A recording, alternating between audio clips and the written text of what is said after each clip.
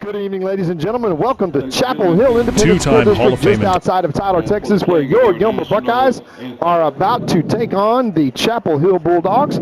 We will jump straight to our national anthem right now and get our pregame show kicked off.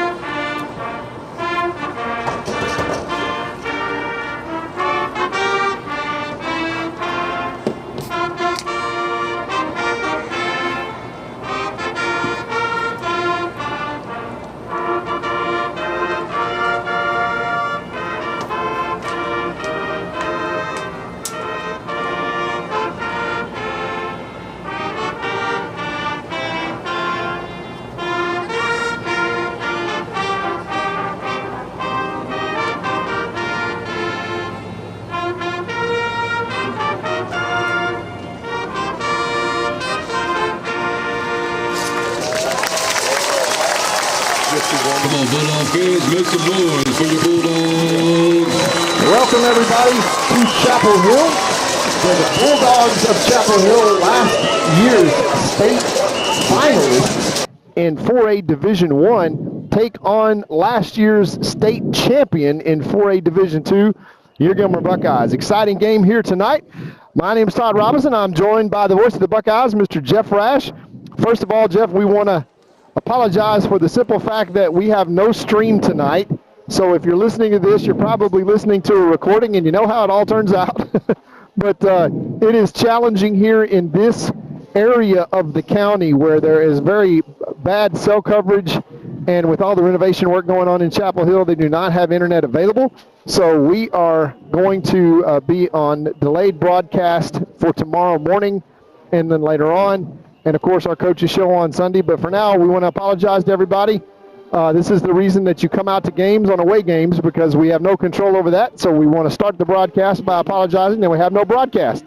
So with that said, the Gilmer Buckeyes tonight are in one of those phases, Jeff, where we're not at full strength, and we're facing a very, very tough opponent. Of course, Alan Metzel, the method to the madness, developing players, but what you want to look for tonight is marked improvement from these Buckeyes, despite not being at full force.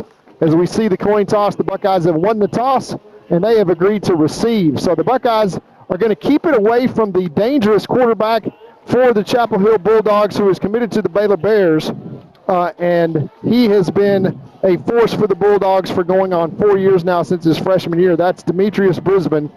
He has, number 3, we have heard his name called for the last 3 years. And then the talented running back, Ricky Stewart, he is 5'11", 190 pounds, number 4, committed to the University of Texas.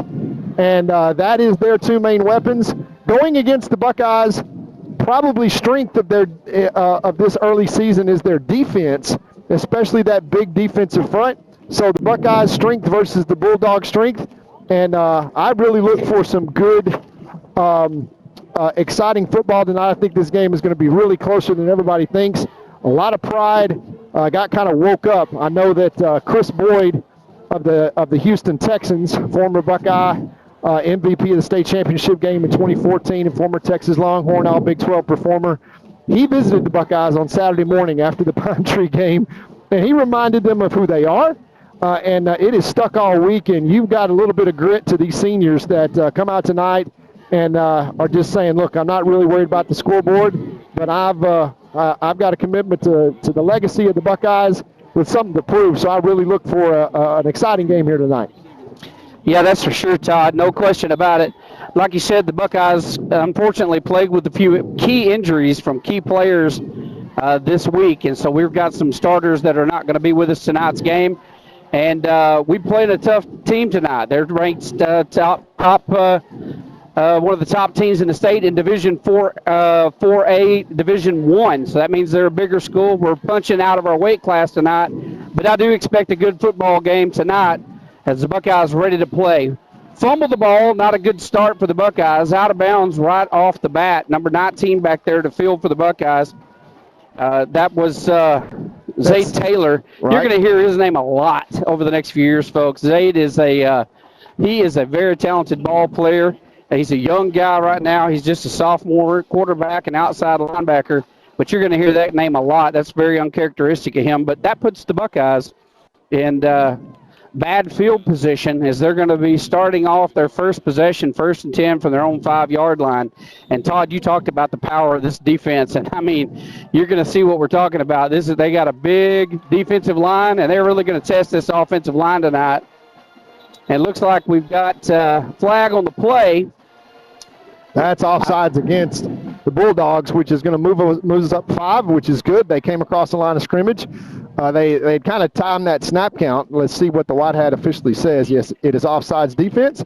So the Buckeyes start off things right. Of course, the penalties last week, not something that Coach Schemetzel was really happy about. But I just look for a lot of focus. Senior leadership and focus tonight. Really what you want to see, Jeff, is the Buckeyes improve. And you saw discipline there on the first play. All right. Got a quick pitch to the right side, and that is to the speedster. Obviously, you're going to hear his name a lot tonight, too, Trillian Butler. And Butler's good for a few yards, and unfortunately, Todd's on top of the deer stand, and I'm out in the stands with the rest of the crowd. So I have a poor vantage point tonight as far as yards gained, but Trillian not getting anything on that one. That's a first down, Jeff. Yeah, they moved the chains, and we've got movement up front. That may be going against Buckeyes. No, that's offsides again, I think. That's the exact same thing that happened before. We'll see if you come across the line of scrimmage. And once again, we've got offsides against the defense, number 62, jumping offsides in that hard count. And discipline has really kind of been the issue for these Chapel Hill Bulldogs. They beat Jasper last week, but they put the ball on the ground twice and had a lot of penalties and a lot of these silly pre-snap penalties. So the Buckeyes once again find themselves 1st and 5 from their own 27. All right, here comes the snap. One back in the backfield. It's Butler dropping back to pass, and that is a slant pass intended for Jeremiah Noble. It's going to fall incomplete. Jeremiah hit him in the hands. I thought he was going to reel that one in. Todd, speaking to what you were saying a while ago about penalties, if you remember we were here 2 years ago, the reason the Buckeyes walked out of that game the way they did is Chapel Hill killed themselves with penalties. Here's the snap. Quick pass. Got a gap. Down the sideline he goes. Number 7, Webb. Big gain down the sideline all the way down to the 35-yard line before the safety knocks him out of bounds. And that's the 35 of Chapel Hill. So that's a big turn in the field and a great job there. In fact, he gets, I think he went out. They're going to give it to him at the 32. Yeah, first and 10 Buckeyes, to your point, Jeff, flipping the field. Brady McCowan, really patient. He's had a really good week of practice, settling into some things behind this young offensive line. He knows he's got to get rid of the ball quick, and that was a good example there. Get it out to Brennan's hands and let him run. All right, handoff, Trillian Butler, and the defensive end comes from the right side, Buckeye left side, and wraps him up. That's going to be lost of a yard, 2nd and 11 for the Buckeyes. Yeah, that's one of those got to keep them honest calls right there from Coach Lipsy. But really what they're trying to do is what you just saw on that first pass there. Get the ball outside to the playmakers. Let them get some free space and let them run. The good news is, Jeff, it may be 2nd and 11, but we flipped the field. We're on the Bulldog end of the field now. All right, handoff sweep. 19, Zay Taylor cuts it upfield, dodges one would-be tackler to get some positive yardage for the Buckeyes, and he's going to gain about 6 on that carry. It's going to bring up 4th and 4. 3rd and 4, Jeff. 3rd and 4. Zayd is a talented runner, just a young sophomore. You can see how muscular and electric he really is. And part of the next 3 weeks is going to be seeing who steps up for the Buckeyes. Jeff, you remember the Kilgore game last year, which is a loss for the Buckeyes, but it was the game that Brendan Webb was born as he kind of made his statement and had his coming out party. And then just a few weeks later, he's the defensive MVP of the state championship game. That's what the Buckeyes are looking for, for these young guys to start stepping up. All right, here's Cowan, going to be forced to run, and they're going to drag him down for no gain. And he may have got back to the line of scrimmage. That will bring up 4th and 4. And I was just about to say, Brady looks more comfortable than he did his first game as a Buckeye last week back in the pocket. Just that time it caved in on him, and he was forced out of the pocket and was tackled for no gain. But this is 4-down territory, so 4th and 4 for the Buckeyes. They're going to go for it. 2 receivers left, 2 right, 1 back in the backfield. Motion from Butler. Dropping back, looking to his left side. Got a man open and number 7, Wow. Brennan Webb, clutch play. Let's Wow. watch that again on replay as Brennan Webb reels that one in, and for a clutch 4th and 4 for the Buckeyes. He absolutely climbed the ladder. He absolutely climbed the ladder to make that catch. What a play by Bren Webb to give the Buckeyes a first down inside the red zone. That was clutch. 2 receivers right, 1 left, 1 back in the backfield from the shotgun. Long snap count, trying to draw him off. Hand off to Butler. Up the middle. Butler's got room. Down inside to the 5. And the Buckeye offense looking sharp on this first 95-yard drive thereafter.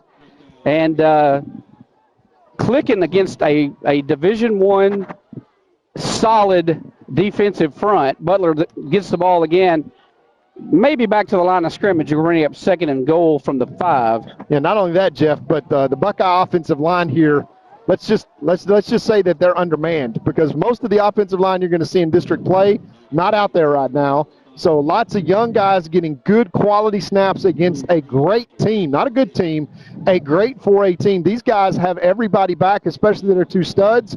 And they have gone to the state championship game last year, fell to Anna right before the Buckeyes won their state championship. So a great test tonight for the Buckeyes. All right, here's a handoff again to Butler, up the middle, getting behind his blockers, driving his legs. We've got a scrum that's going to fall short about the 2-yard line. And that is a nice run there by Butler, but a great job by that young offensive line down there. To your point, missing a couple of starters off of that line, Todd. And I tell you what, on this first drive here tonight, you wouldn't hardly know it against this big defensive line from Chapel Hill. This is exactly why Coach Metzel is elected to receive. They wanted to see the Buckeye seniors come out and really focus. They felt disappointed on offense. Let's see what they do tonight with big number Sims in the backfield. Yeah, 14 Sims gets the handoff, breaks a tackle. Look at him driving his legs, gets down to about the 1-yard line. And so now the Buckeyes looking at 4th and goal from the 1. And Sims breaks a tackle that should have put him on the ground. A flag on the other side, Jeff. I can see it from the deer stand. Offsides. That's the third Chapel offensive. Hill. Yeah, 3rd time tonight. And you remember, Todd, this is what happened 2 years ago in this same stadium. And not only that, Jeff, but those 7 turnovers helped too. But they were a talented Chapel Hill team to open the season and didn't expect for these Buckeyes to come in and do what they did to them. But same kind of a no fear factor going on for the Gilmer Buckeyes. And you saw it all week long in practice. They were disappointed in the way that they performed. They felt like that they should have won the Pine Tree game and really just kind of didn't finish and let one get away from them. Played well, but just kind of gave up a couple of busts, and the little things make all the difference. They are determined here tonight not to do the same thing. Now I believe the Buckeyes turned down the call, obviously, wisely, because that's going to be a repeat 3rd down. That's correct. Why take yardage when it's 6 inches? Exactly. So we're going to get 2 more shots at the end zone. Sims the back. Hand off to Sims, right side, goes wide to the right, cuts up inside, touchdown, Alex Sims. And what a great run. When he started off to the right side, as you watch the replay here, when he started off to the right side, I was worried, they got him in the backfield. Sims does a great job of cutting up and just power running across the end zone. Yeah, he will not be denied. He is a strong, strong young man. Watch him run through the first tackle, runs through the 2nd and 3rd tackle, 4th tackle. That is 4 tackles in 2 yards, and the Buckeyes strike first blood, 6-0 Buckeyes. This is more like what fans are used to seeing, a 90-yard drive, no penalties, 20 yards worth of offsides penalties for the Chapel Hill Bulldogs. But here with 7:04 left, they went 90 yards. Jeff took up about half a quarter, and now with the Pate extra point left to come, which is okay, they're yelling fire. They faked that one, and look at this. The Buckeyes came to play, and obviously number 1, Caden Tennyson, the quarterback, is also the holder, so he is quite capable of throwing touchdowns, whether in a state championship or for 2-point conversion. And the Buckeyes, really gutsy call there, go for 2 right off the bat on the first score of the game. Todd, that's fantastic. We're looking at 7:04 left to play in the first quarter, and Gilmer is up 8-0. We'll be right back after a word from our sponsors. Brent Godarzi and Marty Young. Back-to-back #1 trucking firm in the nation. Back-to-back best attorney and best law firm in East Texas.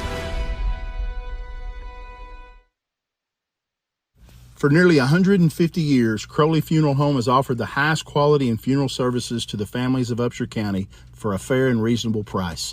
Led by Gilmer graduate Troy Murray, our staff stands ready at all times to tenderly guide your family in their time of need in all aspects of funeral planning, such as pre-need and at-need, and all types of services from cremation and memorial services to traditional funerals, with attention to every detail.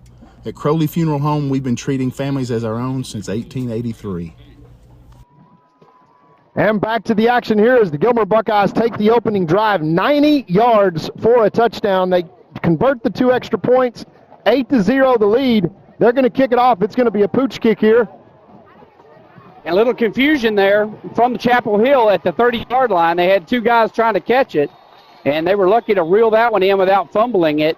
And the Buckeyes hit them as soon as they catch it, and that is a great job by the kickoff team. You know, Alan and I talked about here in the coaches show this last week some challenges they had on special teams, including the kickoff team. And so that was something they worked on a lot this week, and you saw right there they had great lane integrity all the way down the field, got down there in a hurry, and wrapped up the would-be return man, so they got pretty much nothing out of that. Now, Jeff, I don't know if you saw it, but there's a flag on the 46-yard line close to the Buckeye sideline. We'll see what the call is here. It's probably going to be a personal foul one way or the other. Dead ball. Both teams offsetting unnecessary roughness.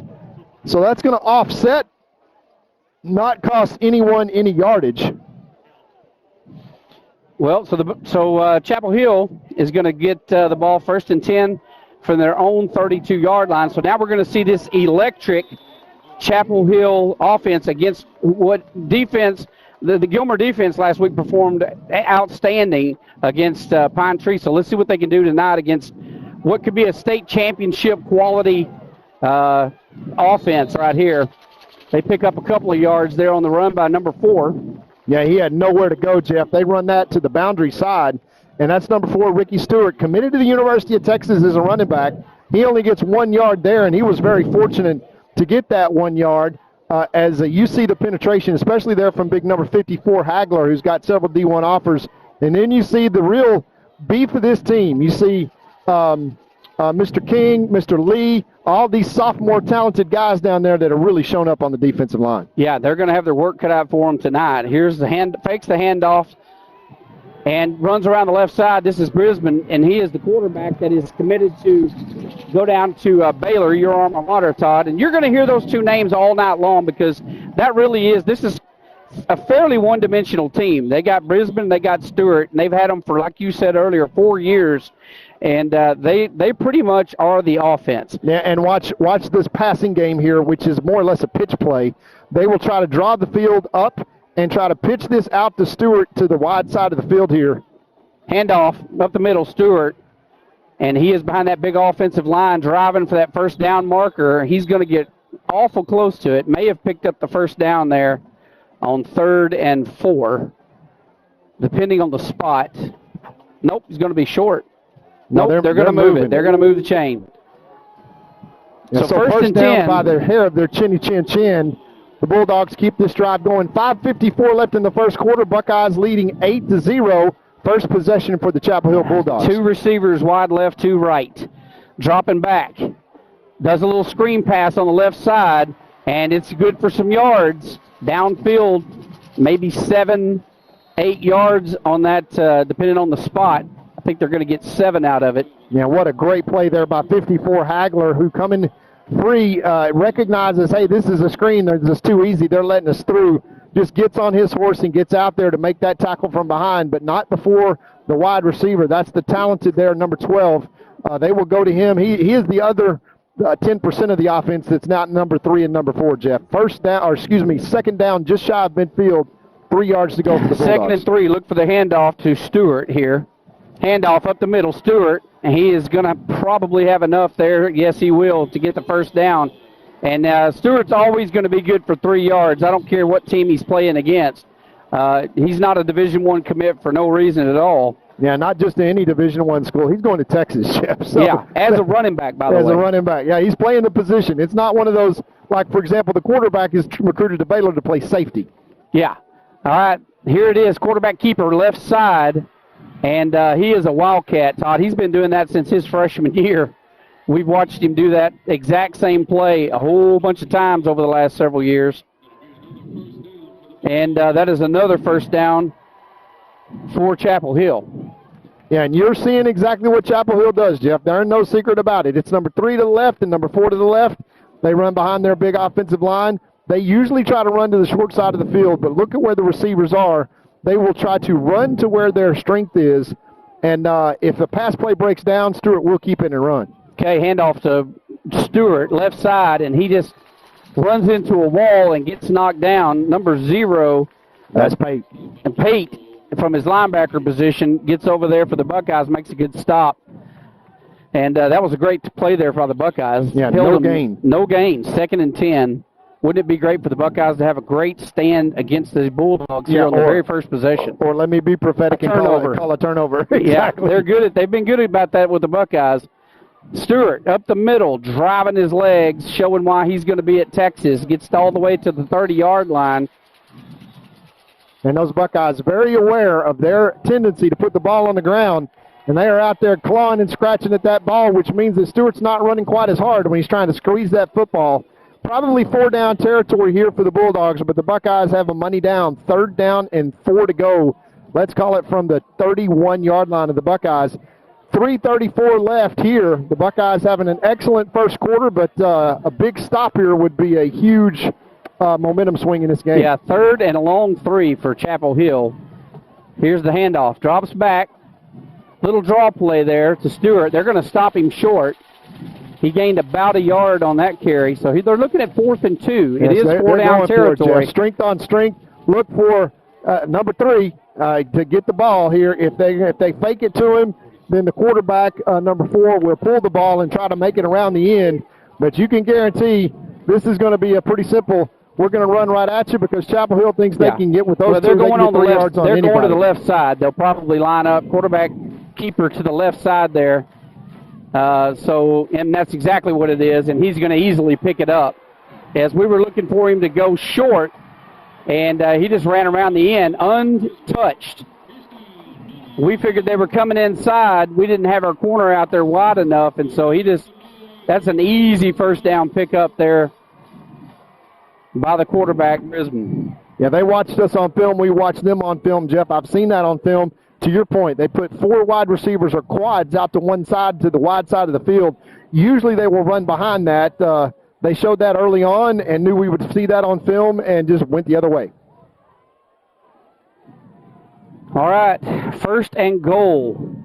4 is out of the game right now. They're direct snapping to Stewart, the tailback. This is their Wildcat formation. This is they're going to the right. All right, takes the handoff to set. Nope, that was the little draw there, but we got a flag on the play. Illegal procedure. Once again, pre-snap penalty for Chapel Hill. They back up 5, and that is just kind of been a hallmark of this team. Just not real disciplined, unbelievably talented, but you see the Buckeyes take advantage of 20 yards worth of offside penalties in the first 90-yard drive, and another pre-snap penalty in a 1st and goal situation turns 1st and goal from the 10 into 1st and goal from the 15.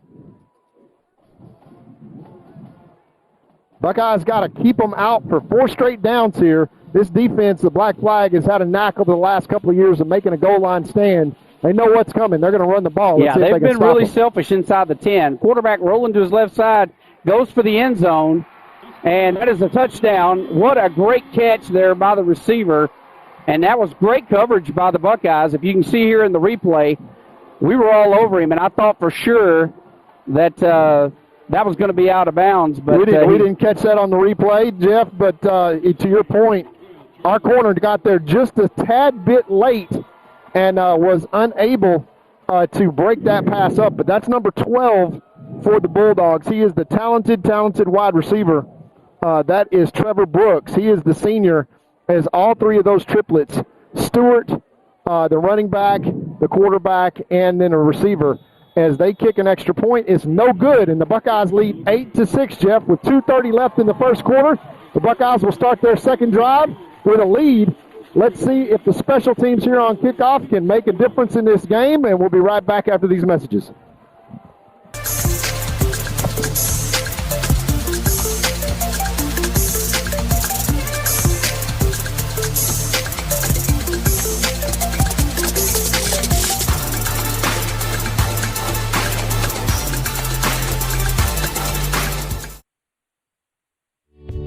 Gilmer National Bank is your hometown community bank, serving people in East Texas for over a century.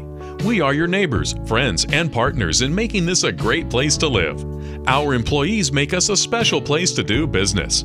We are there for you when you need us. Come by and see us and find out what makes people say, "That's my bank." Gilmer National Bank, an equal opportunity lender and member FDIC.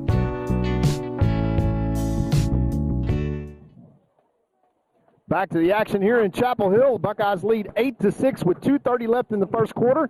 Both teams score on their opening drive after long and clock-eating drives. The Buckeyes now look on their second drive with an 8-6 lead. The difference is the extra point, and here's the kick.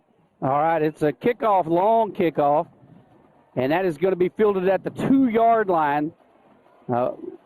Number 19, Taylor, look at this. Down the sideline, he scampers, cuts back inside, stays on his feet, refuses to go down. We're going to watch that on the replay. And I told you earlier, number 19, you're going to hear his name a lot over the next 3 years. Zay Taylor, who fumbled out of the end zone or out of the 5 earlier, makes up for it by running it all the way back to the 47-yard line of their opponent. Yeah, it is a huge return. Sets up a short field. And this Buckeye offense really operating confidently despite the youngsters up front. And now we have returning for the Buckeyes in his first action of the night at quarterback. We've got Mr. Caden Tennyson, and he is going to lead this drive. All right, here's Tennyson dropping back, rolling to his right side, decides to keep it, tucks the ball, runs to the sideline, lays a big hit on the would-be defender. Going to pick up about 3 yards, maybe 3 yards on the carry, bring up 2nd and 7. And Caden, who was fighting some injuries earlier this year, that's why he didn't play a lot last week. You're going to see him in at the quarterback position as well as Brady Cowan. Yeah, you're going to see a two-headed monster evolve. There's a long-term strategy. Don't think that Coach Metzel doesn't know what he's doing here. But it's also, you remember in those playoff games, Jeff, getting Caden going early by running the football is what gets him in the game. Yeah, handoff up the middle. And Buckeyes are going to be good for maybe another 3 yards there, and we'll take that all night long. We 3 yards, 3 yards, 3 yards all night long. We can handle that. And that's going to bring up now 3rd and 4 for the Buckeyes. Yeah, Octavian Hector on the carry. And as you said, Jeff, the safest place for those two speedsters over there from Chapel Hill on offense is standing on the sideline. Yeah, so 2 wideouts to the right, 2 to the left. Jeremiah Noble over on this side along with Webb. Got motion. Number 15, quarterback keeper, right side. Not a lot there. Breaking one would-be tackler. Look at Cade running hard. And I mean just refusing to go down. You don't see many quarterbacks run that hard and that aggressive, but he's got strong legs and a will to win, and he just wills himself 4 yards for the first down. Yeah, he broke 3 tackles. One of them was a ridiculous break of a tackle. Just ducked and let the defensive end run right over the top of him. And to your point, he just decided to go move the chains and stay on the field. He wants to play a little more on this drive, and it's 1st and 10 Buckeyes from the Chapel Hill 36. All right, 1 receiver to the right, 2 to the left. Hector, the back in the backfield. And they're going to throw a flag on that. We had the defender, the nose guard, jump across the neutral zone. You know, he jumped back. But I think he's going to say he made contact. I think that's what he's... I don't think he did. No one else moved because there was a full 3 seconds. I got the bird's eye view right here, Jeff. I think he's saying, hey, there was some contact made. But this line judge over here standing with the Buckeyes, don't think that he didn't have Coach Metzel in his ear kind of coaching him up on that. Yeah, that's for sure. And, folks, I want to apologize again. Todd is up on the roof. He's on a deer stand on top of a press box with Eric.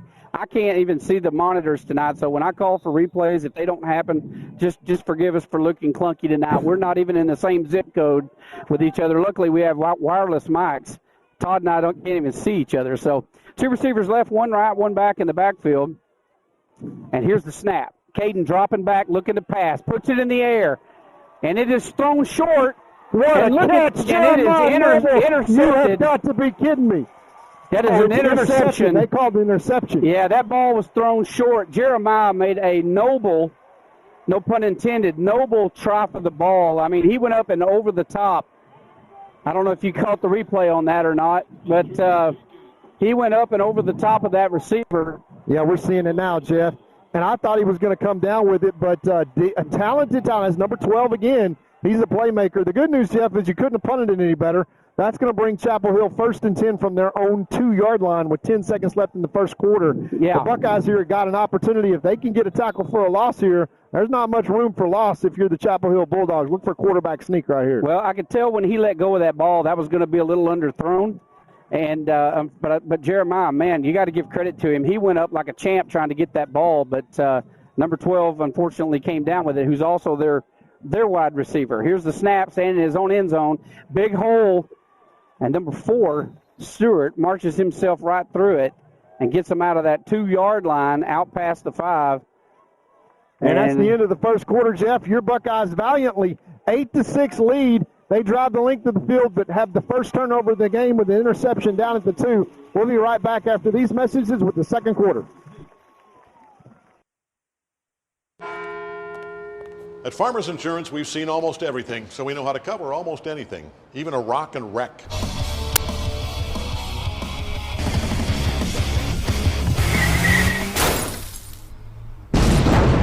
Yeah! He rocked and rolled right into it, but we covered it. At Farmers, we know a thing or two because we've seen a thing or two. We are farmers. Bum, bum, bum, bum, bum, bum.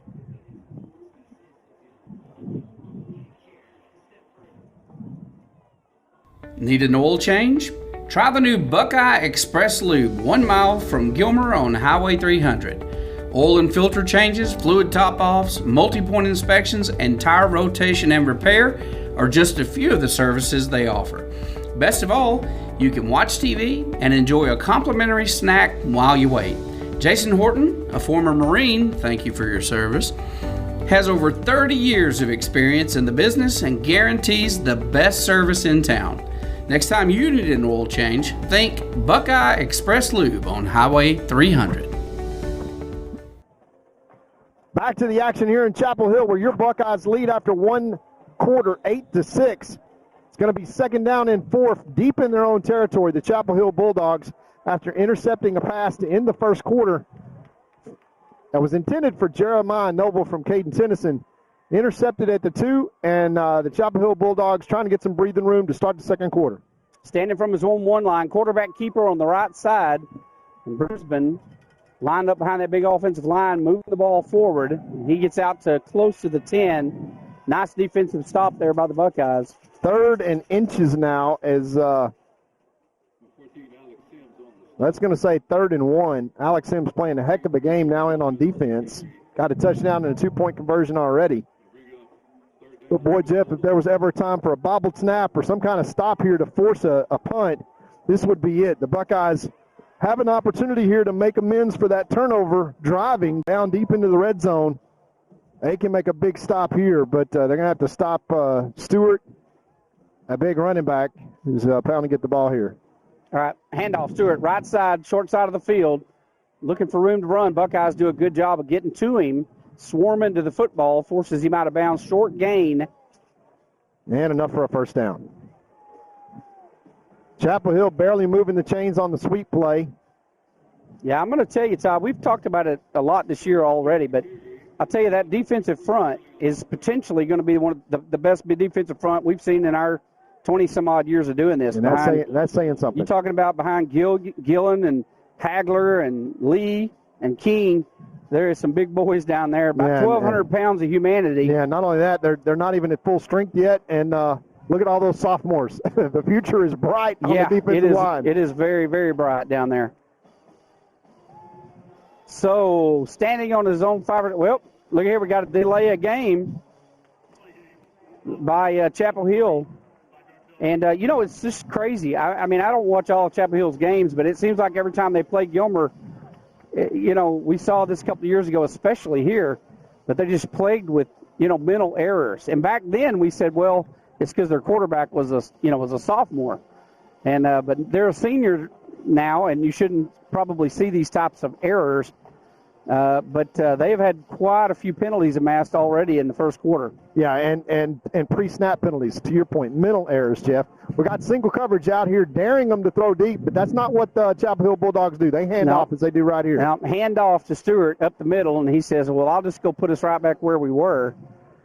And running hard up the middle. I tell you, when you talk about, a kid that's fixing to go play running back or being recruited as an actual running back for the University of Texas, that's saying something. Because, they've got a lot of schools around the whole nation to pick from, and they pick a running back. So keep in mind what this defense is doing tonight so far with Stewart, holding to these short runs is pretty darn good. Yeah, already. And I know it's early in the game, obviously, but I'm proud of this defense so far. Dropping back to pass, not a lot open. He's going to have to run for it. And look at this. Got him by the leg. He's forced to throw it away. And he does. He throws it away. That was dangerous. He had number 0, the kicker, Braden Pate, in there. He was just like a little bulldog. Hanging on for dear life, and he was not letting go of the clutch that he listen, have you been near Braden Pate this year? Oh, yeah. He's not a little bulldog anymore. No, last year, he's full grown. Last year he was playing linebacker, and you're like, man, that's the littlest linebacker in 4A football and the best kicker in 4A football. This year, he is thick, man. Yeah, he is put on some weight in the weight room, and he is ready to hit people in the face. Well, 3rd down and 8 right here. Huge opportunity for the Buckeyes to get off the field. Just got to tackle well. All right, from the shotgun, looking to a short pass out of the backfield, number 4, and picks up some good yardage all the way out to about the 25-yard line. And as we said, Jeff, that is why they have passing yards. You look at their statistics and say, oh, they're so balanced. They have passing yards. The longest, they had 189 yards passing last week, Jeff, against Jasper. The longest pass completed was for 6 yards behind the line of scrimmage, just like you saw. It's really a pitch pass. It's really a pitch play that's a sweep play, and they totally are dependent upon number 3 and number 4. Yeah, it's nearly a sweep is what it is. Right. All right, 2-back set.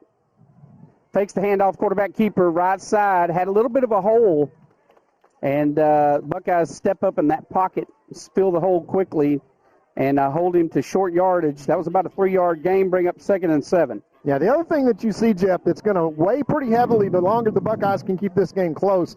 And by the way, the Bulldogs are heavily favored in this game, as they should be, because the Buckeyes are not yet at full strength.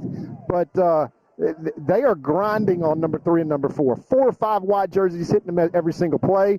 These guys are going to get fatigued in the 3rd and 4th quarter. Right now, I would say this game is advantage Buckeyes. All right, sweep right side quarterback. Keeper to the right side. He sweeps around the right side. Todd, I'm going to have to disagree with you on that. These two kids, we watched them a lot over the last 3 or 4 years play. These two boys don't get tired. They may make, mental errors, but they are physically fit. I'm going to predict that they're going to be good for all 4 quarters tonight. If I'm wrong, I'll buy you some waffles at the Waffle House. Hey, there's at least 3 Whataburgers between here and Gilmer. I'll hit you. I'll stop at every one of them for you if you want me to. But I think these kids, you're going to see that they're going to have to play all 4 quarters on defense to stop these 2 boys. These are 2 really exceptional athletes in the backfield for Chapel Hill. 2 receivers wide to the right.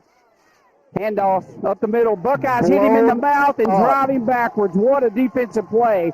And let's watch a replay on that one, as the Buckeye defense just does an outstanding job of swarming to the football and driving Stewart back. Watch the outside in. That is number 26 for the Buckeyes. Coming through on that tackle is Devin McDonald. Devin, one of those guys that's really got to step up. And the Buckeyes break the serve, and not only that, but deep in their own territory. Brent Webb is not even going to go back deep to catch this punt. Now he retreats back deep. As Chapel Hill not used to punting early in the season, I don't think they punted all week or the entire game last week against Jasper. Oh, a high snap. He's able to pull it down. And a high punt. They need to yell poison and get away from it. It takes a terrible bounce for Chapel Hill. It actually bounces backwards and luckily hits the Chapel Hill Bulldog. Otherwise, that ball would have taken a backwards bounce, maybe 10 yards or more. Maybe long. That thing kicked back like a Tiger Woods 9-iron. I'm telling you, that could have bounced all the way back past the 50. But luckily, it hit one of their own players, and so that stopped the ball right there. But not a great punt. Nice high punt, but Buckeyes sitting in really good field position. 1st and 10 on their own 43-yard line. Let's see if that offense can move the ball downfield again. The unfortunate interception earlier. And Cowan is back in the backfield at quarterback. Here's the snap. Handoff. Number 3, right side. Butler lowers his head, picks up 4 good ones. Really nice play there to start this drive. Really good discipline, and I can tell you right now, this offensive line, as young as they are with all the replacements, freshmen up there right now, Jeff, freshmen that came up from the freshman team to make their first varsity start tonight, are playing exceptionally well. And also, you got Caden Tennyson is in at flanker right now as you start seeing a little bit of a preview of what you'll see later on with the Buckeyes when they get it back to full hand force. Off again, number 3. Tries to juke to his left side. He just didn't have anything there in the hole he was supposed to go through. One of the things you're going to see from Butler, we saw from Will Henderson a lot last year as the year progressed, he started really trusting the process and hitting those holes hard. And Butler, as this year progresses, you're going to see he's got great leg strength. He's super fast. He's like a 10-6, 100-meter guy. He was on that relay team, from last year that won state and set a record. When he hits that hole and trusts that block is going to be there and runs north and south, you're going to see him get a lot of yards this year. 3rd and long for the Buckeyes, 3rd and 8. Fakes the handoff, drops back to pass, forced out of the pocket, puts one in the air. Got a man open, and he can't pull it in. He trips. Number 7, Brennan Webb, wide open. The ball's thrown around him. He had to turn for it, as you can see on the replay. And as he turns...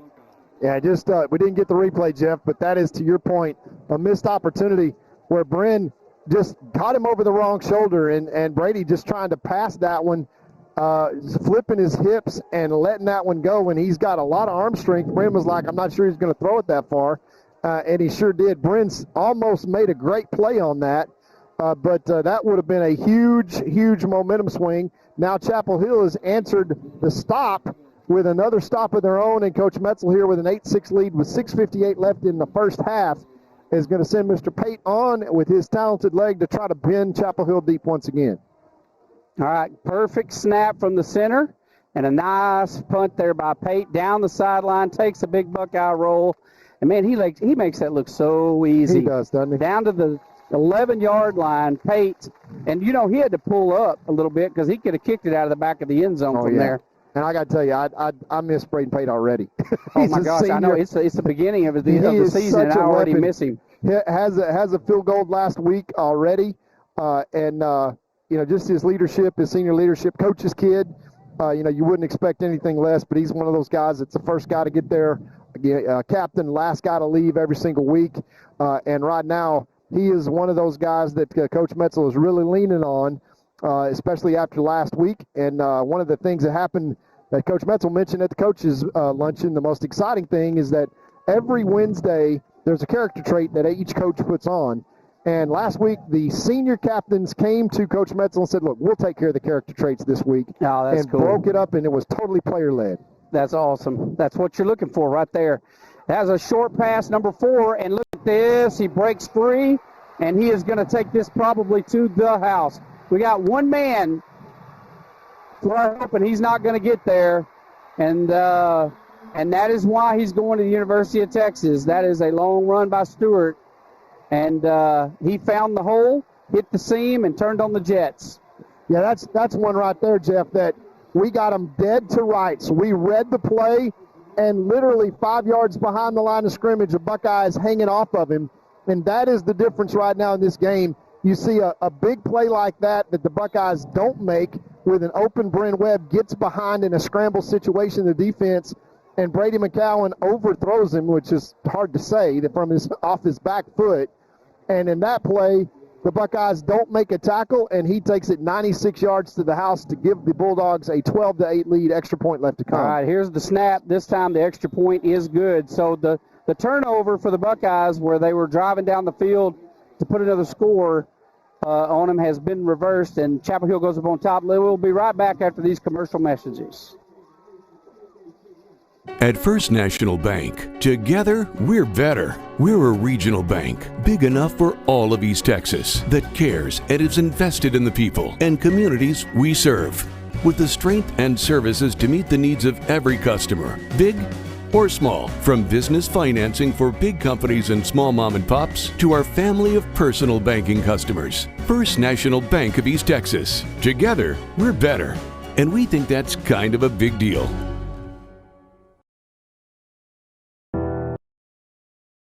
And back after that long 95-yard touchdown run by the Chapel Hill Bulldogs on a screen pass that the Buckeyes read very well. They take a 13-8 lead with a made extra point.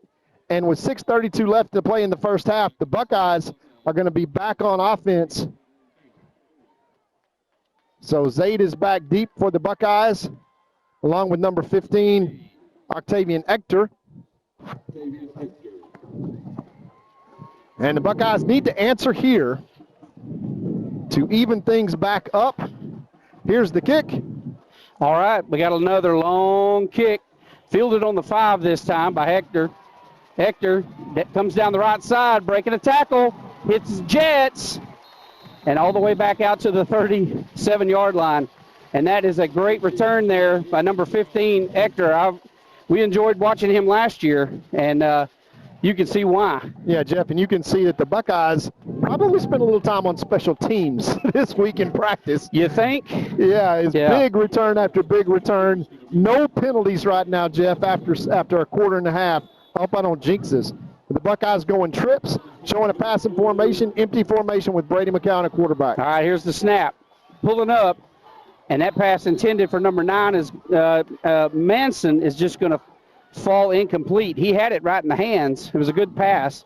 Yeah, Taj is one of those guys that where the Buckeyes are just counting on to really pull a Bryn Webb last year from the Kilgore game and really just step up and make plays for the Buckeyes. Good opportunity there for him to get about 5 yards on first down. Went right through his hands. Brady McCown throwing a strike, but he put some pepper on that one as he's getting pressure every single play, but really standing in there and delivering. All right, one back in the backfield. Long snap count. Faked it to number 15 and, intercepted. That pass intended for number 9, Manson again. He tipped it around and tipped it right into the hands of the defender. And that is the easiest interception he's going to have in his life. And that is, so that is going to be a turnover. Again, second interception, unfortunately, tonight. That's just a tip right into the defender's hands. And that puts the Chapel Hill in great field position as they're on the Buckeye 38-yard line. Yeah, that's just snake bit. Taj trying to make up for that last one. Just didn't catch that one and put it away and literally tipped it up so the guy could make a play on it. Had he just dropped it, it would have been an incomplete pass. But instead, they put the Chapel Hill Bulldogs 1st and 10 inside the Buckeye 40. The defense really has to bow its neck now with 6:12 left to play in this half. And, Todd, like you were saying, Chapel Hill really doesn't give you a lot of opportunities to get interceptions either because they don't throw long. Handoff this time, number 24 around the right side, and he picks up some good yards for Chapel Hill. The best you can hope for with turnovers for Chapel Hill most of the time, Todd, is just going to be a fumble. Yeah. And you got to really cause them. I mean, the Buckeyes are in there tearing and ripping away at the ball, which really keeps those talented running backs from running that hard. It's hard to run fast if you've ever played football and concentrate on where you're going if you're trying to squeeze the football. But once again, powerful running game for Chapel Hill. All right, Chapel Hill rolling to his right side. Number 12 had the ball, and that is, oh, man, now that wasn't even catchable. That was a way short pass, and they're going to call Butler on pass interference. That ball was 10 yards shy. And that is going to be another huge break for Chapel Hill. And just snake bit, 15 yards. Yeah, that was just a bust by Trill Butler out there on the corner position, who will play corner at the next level. And he just gets caught watching the ball with his eyes in the backfield. That's going to be 15 free yards. And I think I'll take the bullet for that one, Jeff. I think I jinxed them by bragging on they had no penalties. And they follow that up with a turnover and a 15-yarder. The Buckeye defense got to stand up right here. Okay, handoff up the middle. That was a handoff to number 24, the back now that's in for Stewart. That is Kaysden Holton for Chapel Hill, and he's picks up a couple of yards.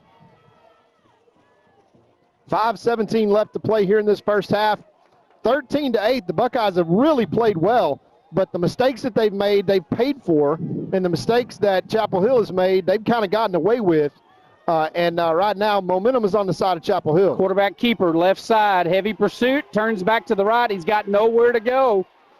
And he lowers his head and gets back to the 20. Another penalty flag on the play. That's got to be a hold against Chapel Hill. You would assume, unless there was an unintentional face mask down there, which would be a backbreaker. No, I think I would have seen that one. I don't think any Buckeyes reached out. Trey Lee had that one dead to rights and even forced the quarterback to turn around. And so we've got the call here. No foul. They're waving off the flag. So that is going to bring up 3rd and 8. Chapel Hill in great field position. Yeah, time for the Buckeye defense, the black flag, to stand up here early in this season. And also, Jeff, I just can't emphasize enough for Buckeye fans, don't get discouraged, folks, because guys that need to step up later in the season are getting a chance to step up now, and the Buckeyes are doing a fantastic job. Now look at this crazy set we got here. They look like they're swinging the gate. I mean, they had some kind of crazy offensive set here. So it'll be interesting to see. Todd, have you seen that on film from these guys yet? Yes, that is kind of their trick play. They use a reverse pass to the quarterback off of that. They've done it before. They did it in the playoffs last year. And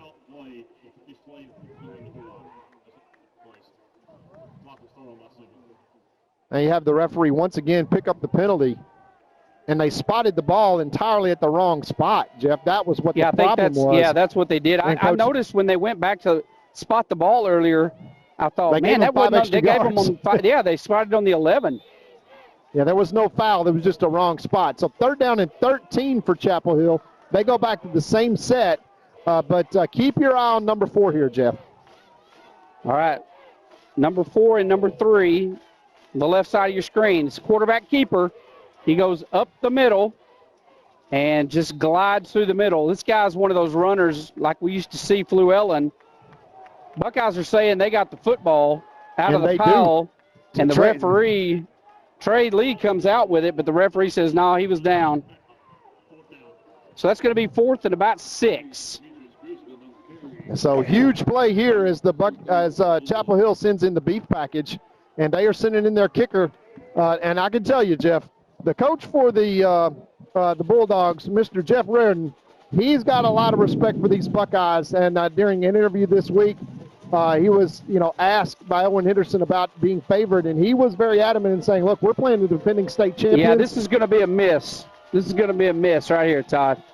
Now we got a flag for a delay of game. So they're going to have to back it up. That's going to make that interesting. Again, pre-snap penalties for Chapel Hill. That's going to make it 4th and 11. And not only that, Jeff, if they try to keep the field goal kicker on, that's going to back him up 5. So he's going to have to kick this one from, let's call it, 38 yards. That's a heck of a kick for any kicker in high school. Well, he's got the leg for it, but his kicks are not end over end, Todd. He does a squibble ball. Watch this. Now he'll make a liar out of me this time, but I'm going to say this one's going to be off. He's going to pull this one. Blocked. Buckeyes pick it up. Down the sideline they scamper, and Terrell Butler is dragged down. But what a great play there by the Buckeyes. As we watch a replay here, they come through. I can't see who got a hand on it, but Butler picks it up. If we'd have been able to pick up that block, buddy, we're talking about going to the house. Yeah, and you got the fastest guy, and it seemed like Trill was shocked that the ball popped up in his arms, and he just forgot to run fast because that's the fastest guy on the field. Trill Butler runs a 4.3, 4.40, and for Buckeye fans, you say, well, how fast is that? Okay, look, it's not Olympic speed Will Henderson 4.24. No, but it's college fast, and it's NFL fast. That's exactly right. All right, 2 receivers wide to the left, 1 to the right. Buckeyes in good field position after holding them scoreless on that last drive. Let's give it up for the defense. Dropping back, going for the end zone. Number 1, overthrown. Pass intended for Caden Tennyson, and that was just a little too much on that one. Yeah, Brady McCowan understanding that he's got to get the ball out of his hand quick, but on a go route like that, Tennyson had a step, but you either got to throw it higher and get a little more air under it, or you got to buy some time, which Caden has got that clock ticking in his head, and so does Brady. So that's the first pass attempt from the current quarterback for the Buckeyes to the other current quarterback for the Buckeyes that we've seen all year. Yeah, that would have been a nice connection right there. All right, Buckeyes going with a tight set this time. They got one back in the backfield.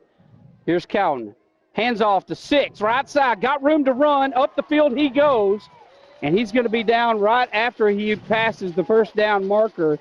And that was just a great play. Yeah, that's Day-Day. That's Adrian Jimerson. Day-Day has had a separated shoulder, Jeff. One of the key Buckeyes that's trying to work himself back.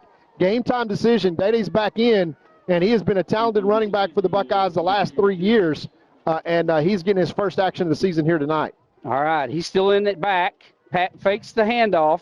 Pass complete to number 7, Webb. Got room. Dodging tacklers, running down the sideline. Touchdown Webb. Buckeyes. Touchdown Webb. And we'll watch that one again. I'm up on the top of the deer stand now, so I'm running replays. We'll watch some. Look at him scamper down the sideline, letting the block set up, and down to the end zone he goes. He's been there a time or two over the last year or so. And I just want to say it because it's worth saying, Jeff.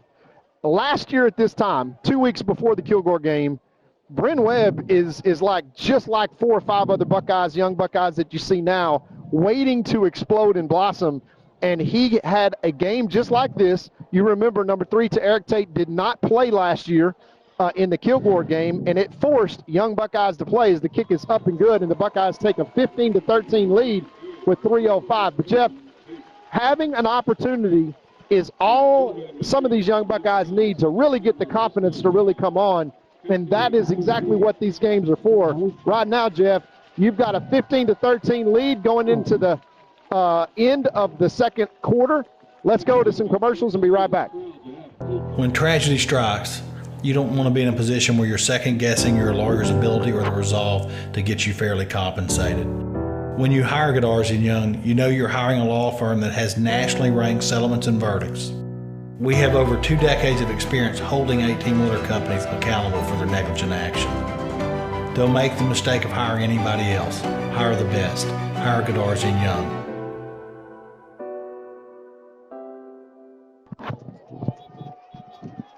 Back to the action here as the Buckeyes take a 15-13 lead over these Chapel Hill Bulldogs with 3:05 left to play in the first half. And, Jeff, I don't think that this half is necessarily over. I just think that the track meet is just getting started between these two talented teams as you got Bryn Webb who takes a screen pass to the house, but you've got the dangerous leg of Mr. Braden Pate that is going to kick off, and special teams is something that the Buckeyes have worked on all week. Very disappointed at the end of last week at their performance. They've emphasized it, and they have made big play after big play on special teams tonight. Well, if you want to know how much they worked on it, I want you to watch this lane integrity as the Buckeyes make their way down the field. The object is to not put big gaps anywhere on the field because your opponent's going to exploit that gap, get a big return. High pooch kick, right side, fair catch on the 30-yard line. And so we got 3:04 left to play in the first half, and Buckeyes defense is going to make their way back out on the field as the offensive unit for Chapel Hill is looking at 1st and 10 on the 30. They got 3 minutes and 4 seconds and 70 yards to cover, which will be no small task against this Buckeye defense. Yeah, huge plays here, a series of downs. Chapel Hill's going to come pull out all the stops with 3:04 left. The Buckeye defense make a stand here as they've received the kick. Chapel Hill's going to get the ball to start the second half, Jeff. The Buckeyes can ill afford here to give up 2 back-to-back touchdowns. They've got a 15-13 lead. This is an important series in this game. All right, you got your starters back in. Stewart's in the game. They try to dump it out to Stewart. Trey Lee. Trey Lee has seen that play on film. Covering Stewart. You're not going to see that often. Hey, let me tell you something. That is one of the most athletic young Buckeyes that you've got, Jeff. And you see Trey Lee is not only looks like a young blooming NBA kind of star, Jeff, he's got size 17 triple I know. wide You said feet. that last week. You know who he looks like? You know who Unbelievable. he looks like standing here? DeMarcus Ware. Yeah, literally. He looks like DeMarcus Ware, literally. All right, we got 4 receivers wide right for Chapel Hill, so I wonder which way they're going. Pulling back, looking to pass, puts a long one in the air, and almost picked off. Butler wasn't looking, but if he had been, he would have reeled that one in. He turned just as the ball got there. Great defensive play there by Butler. Now, Jeff, here is a huge opportunity. You can see Chapel Hill is not their forte, is not throwing the ball down the field. They've got 3rd down and 9 here. Buckeyes have all 3 of their timeouts remaining. If they can get a stop here and go back and put points on the board, it is a huge advantage. Finishing the half is everything. They've got quads out to the right-hand side. Watch for this screen pass here, and the Buckeyes have seen this on film. All right, 4 receivers wide to the right. They're going to the left side. Wobbly ball. Butler. Oh, that was lucky. Butler fell down, and number 3 just drops the ball. If he hadn't dropped that one, we'd have been in trouble. I'm going to send the replay out here. Quarterback drops back, throws a terrible pass. If Butler's just looking back here, he's easily picking that one off, but he hit the turf, and then number 3 just drops it. And that was a lucky break for the Bulldog. 4th and 10. They're going to have to punt. Punter will be standing on his own 17-yard line. Yeah, dangerous number 7, Bryn Webb, back to receive this punt. He scored the last touchdown for the Buckeyes. But Brady McCowan and these Buckeyes are going to have a chance to score 20 points in the first half and really get to that magic number 35 number in this game. And I tell you what, for a half, Jeff, the Buckeyes have played excellent. Timeout, Chapel Hill. We'll take a timeout as well and be right back after these messages. It's gonna be all right. How can you tell? I feel it in my heart. It's gonna be okay. Juicy's Burgers, serving you for over 40 years.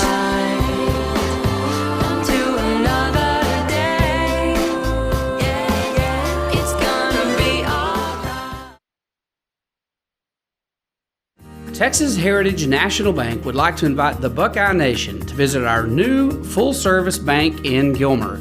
We are conveniently located on Highway 271 and Redbud Street with a brand new facility ready to serve our friends and neighbors. We offer competitive rates on all of our deposit products, as well as some great... All right, we're back to the action here in Chapel Hill. 2 receivers wide to the left, to the right, and a punter into the 15-yard line. So they are going to punt, high punt, snap, and a nice punt. Wow. That is a beauty. Hits and takes a big bounce, and Brennan jumps away from it inside the 10 to the 7-yard line. Unbelievable. That is an NFL wonderful punt. I tell you, that is a Liberty ILO punt. Wow. You remember their quarterback back in 2006? Yeah. That was, I'm trying to remember the kid's name. He wound up being the starting third baseman for the Boston Red Sox. So much, LaMichael James played in that game. Curtis Brown played in that game. That game is like Voldemort. It's the game that shall not be mentioned. Yeah, well, Jeff Traylor is cursing me right now, and I know it is the geekiest thing I've ever said. But I'll tell you, that was a great I stole punt. that line from my wife. All right, Buckeyes got a long way to go. 1st and 10 from the 7. Got 2 minutes and 37 seconds to get it done. Empty set. Pass complete to number 14 for the Buckeyes for a short gain. That was Sims. Nice. And, Jeff, Sims is one of those guys right now that's having that kind of game. Breakout game. He's already got a touchdown, an extra point. He looks like he grew 6 inches from last week. He's strong, Jeff. Literally from last week he looks bigger. And all Buckeye fans know he is Billy Sims' grandson. And we're just waiting for him to grow into those genes, but he has made huge strides since last year. 2 receivers wide to the left, 2 to the short side of the field, 1 back in the backfield. Motion from Sims. Empty set, dropping back, looking to pass, got time. Rolling to his left, going long.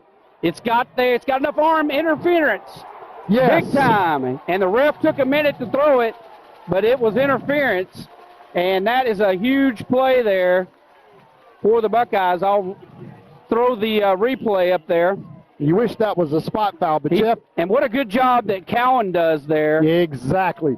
He buys time with his feet, but for the first time, Jeff, you see some chemistry between Brady McCowan and one of his key receivers, Bryn Webb. They're reading each other's mind there.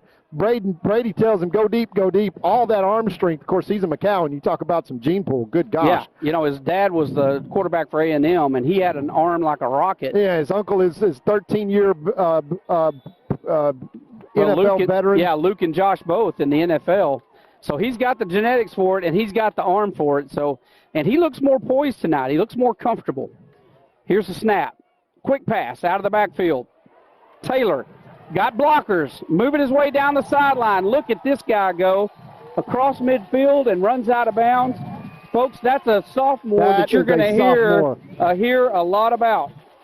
Zay Taylor. This is one of those games, and just say it all the time, it just invites young Buckeyes to step up. And boy, you see Sims stepping up, you see Taylor stepping up, you see some gelling happen. What a great first half for Coach Alan Metzel.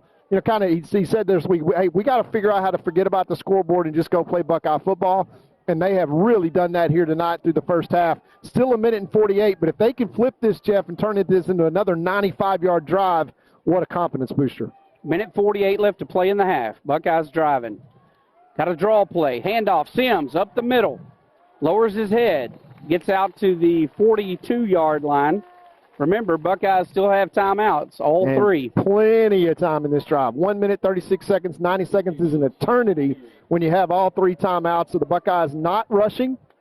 And one of the things, Todd, I'm sorry to interrupt you, one of the things I think our coach does best, clock management. Clock management. Yeah. He's always been great at clock management.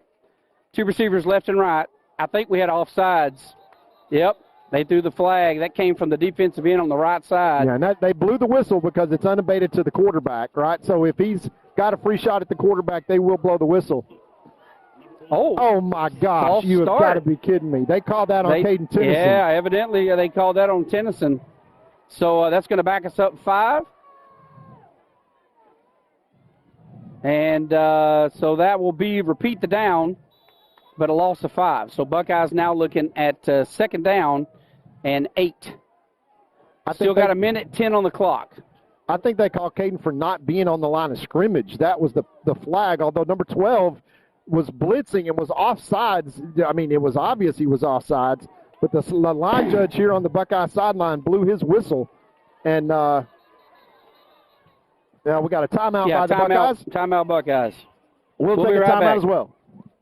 For business financing to help your business grow from 5 employees to 500 employees. Texas Heritage National Bank would also like to take this time to thank all of the teachers, administration, and school board for investing in the future of our kiddos. We would also like to wish all of the student athletes a wonderful and safe year. Come see us soon. La Finca Mexican Restaurant is my favorite restaurant in the world. An East Texas favorite for over 37 years, everyone with any taste agrees La Finca has the best Mexican food in Texas. But I want to share some of my personal favorites with you that maybe you haven't tried yet. Dina and I both love the ribeye steaks at La Finca. Ribeye steak and a baked potato, you can't go wrong. And if you happen to be a hamburger connoisseur, La Finca has one of the biggest and best hamburgers in town. Absolutely fantastic. And finally, never, and I mean never, leave La Finca without having a slice of. All right, back to the action here. Buckeyes 2nd and 8 with 52 seconds till the half. They switch all three receivers to the left side, one to the right side. It's Jeremiah Noble by himself. They're trying to draw him off. Quick pass, high, and it's looky here, wide open. And he has to fall down. Alex Sims. It was, let's watch the replay on that. That was, no, that was number 1. That was Caden. They threw a quick pass to Caden wide to the left, and if he hadn't had to jump for that, he might have been able to throw a little better pass there. Sims wisely made sure he caught it. He didn't try to call it. He could have. That would have been an easy touchdown if that ball would have been thrown about another yard. Well, just and Alec, credit Alec for Jeff for basically saying no, I just got to catch this pass. I'm not going to try to be a hero and score. I'm just going to go to try to catch it. 42 seconds left. That is excellent football IQ by a youngster there, Mr. Sims. give the Buckeyes 1st and 10 at the Chapel Hill 12 with 42 seconds remaining. And let's talk about it for a second, Jeff. Yeah, well, Boy, hey, look these at here. Buckeyes have played great. Well, check this out, Todd. How cool is it to be able to use Caden? You know, he's responsible for the 2-point conversion earlier because he's the holder and happens to be a quarterback as well.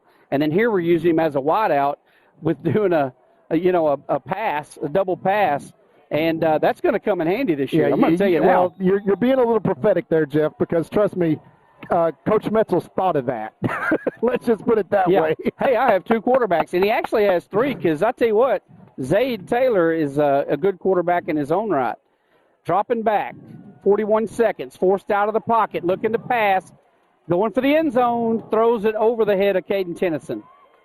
Now, not a bad play. Brady understanding, just being a McCowan and understanding, hey, I got to throw this ball because I can throw it out of bounds. I'm going to give one guy a chance to catch it, and if it's incomplete, no big deal. It's 2nd down and 10, and I stop the clock.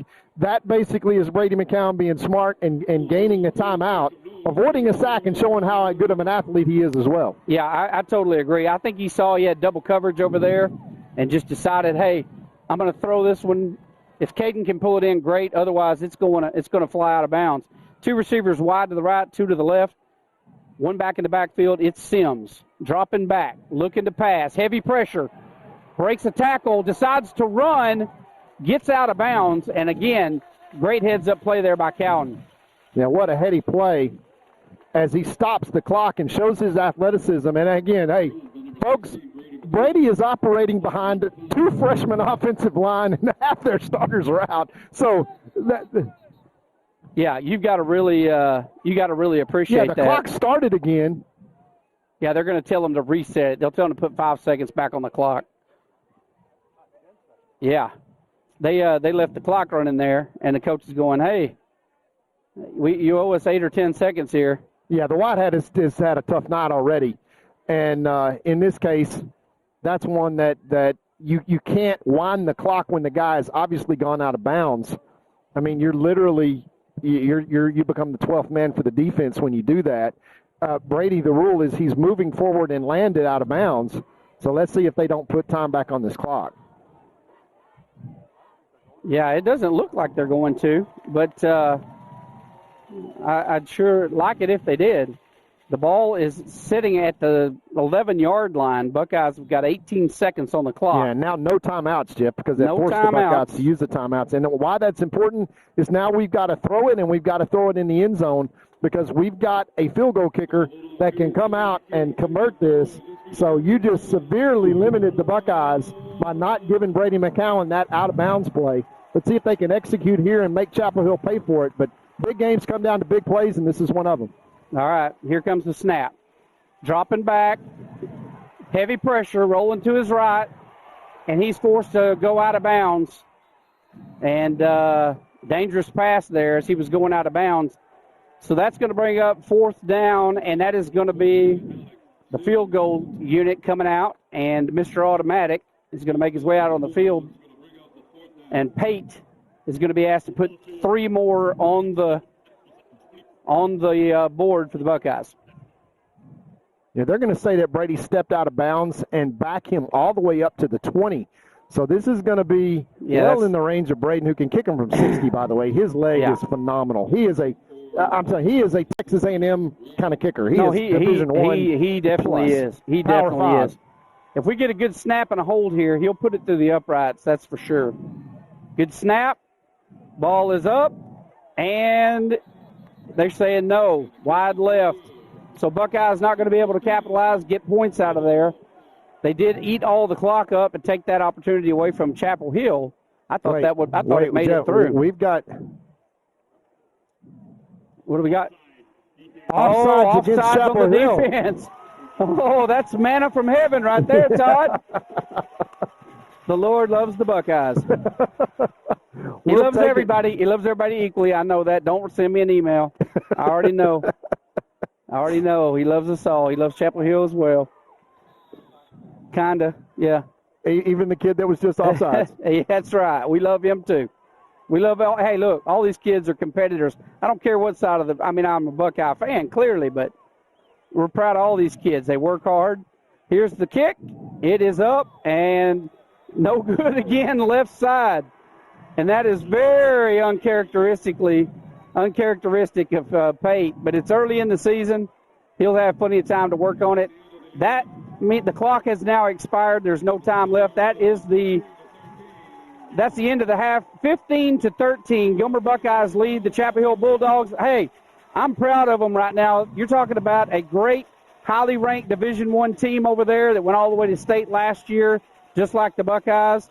And we've got several injuries down there, key ones, and these guys are playing great. We'll be right back after watching the band to do the halftime show, folks. Stick around. Homemade carrot cake or tres leche cake, trust me, it'll change your life forever. La Finca, supporting the Gilmer Buckeyes for over 37 years. I have a grandson starting grad school. He was in need of a new vehicle, and their credit union service and rates were fantastic. Probably the least painful loan I've ever secured in my life. I even got a hug my first visit to the credit union. They're just wonderful people to do business with. You won't find a better bunch of folks. At Credit Union of Texas, you're not just a number, you're family.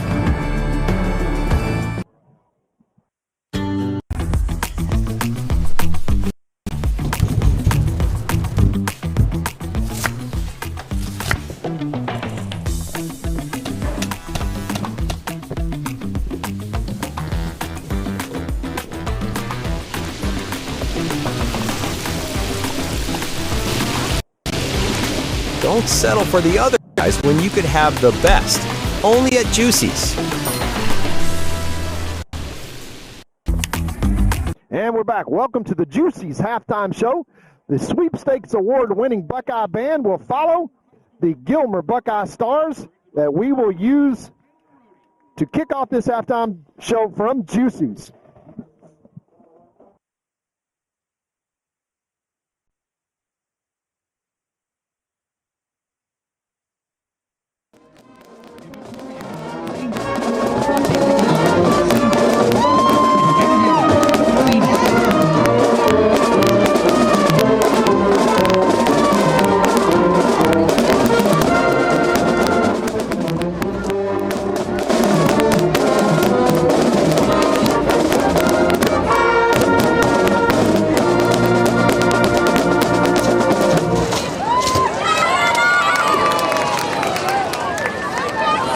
Of the week is Presley Walter.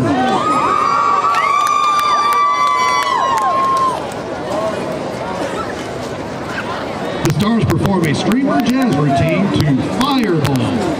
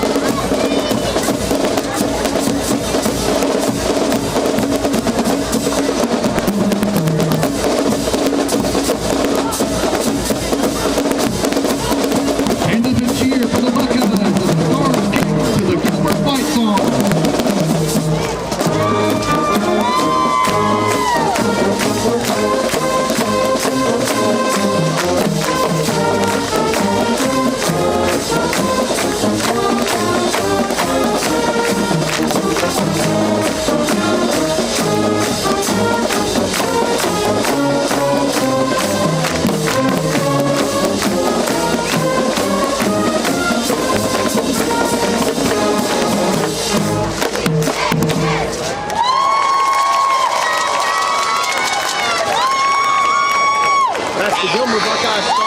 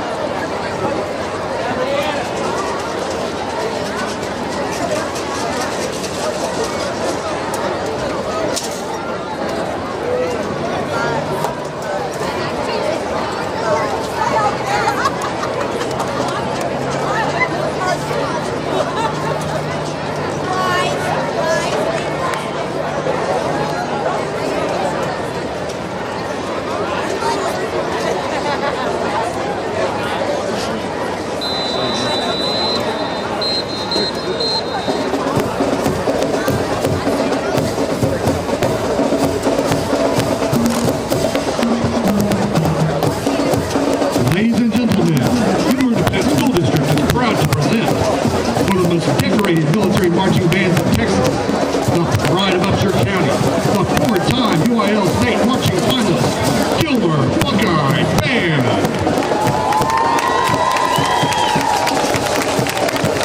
And now we feature the GHS Majorettes as they perform a twirl routine to Didn't Change It.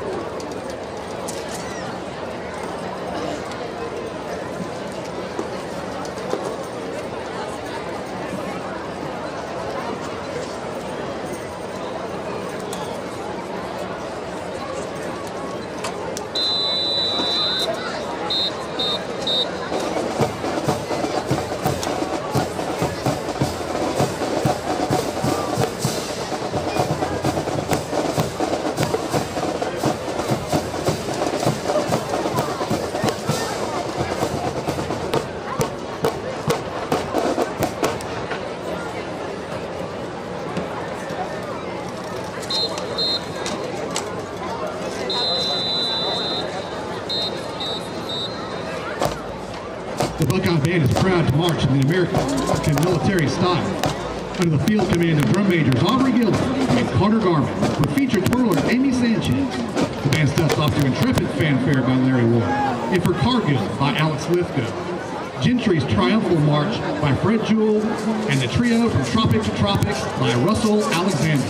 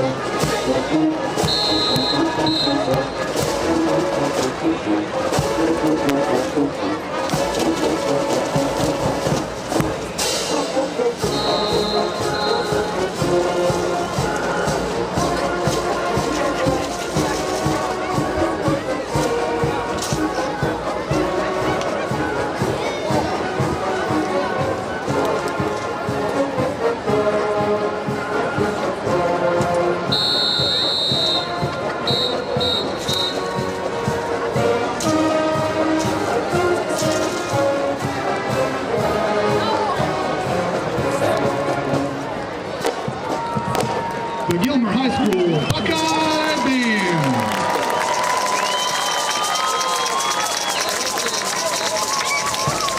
The Gilmer ISD bands are directed by Eric Gray, Brandon Garman, Chris Witt, Sarah Thompson, and Kaylee Cochran. That's our linebacker fullback. Young Butler, senior, running back, cornerback, outside linebacker. Micah Easley, class of 2025, wide receiver, DB. Alex Gann, senior, D-line. Adrian Jimerson, senior, corner, running back. Brendan Webb, class of 2025, receiver, safety. Taj Manson, senior, receiver, DB. Amari Morton, senior, DB. Kai Kennedy, class of 2025, the Freak is outside linebacker. Trace Haynes, junior, receiver, and DB. Jeremiah Noble, senior, wide receiver, free safety. Alex Sims, running back, linebacker, number 14. Xavier Promector, junior, running back, linebacker. Brady McCowan, class of 25, quarterback. Solomon Jackson, receiver, and DB. Max Walker, senior, receiver, corner. Zay Taylor, class 27, outside linebacker, quarterback.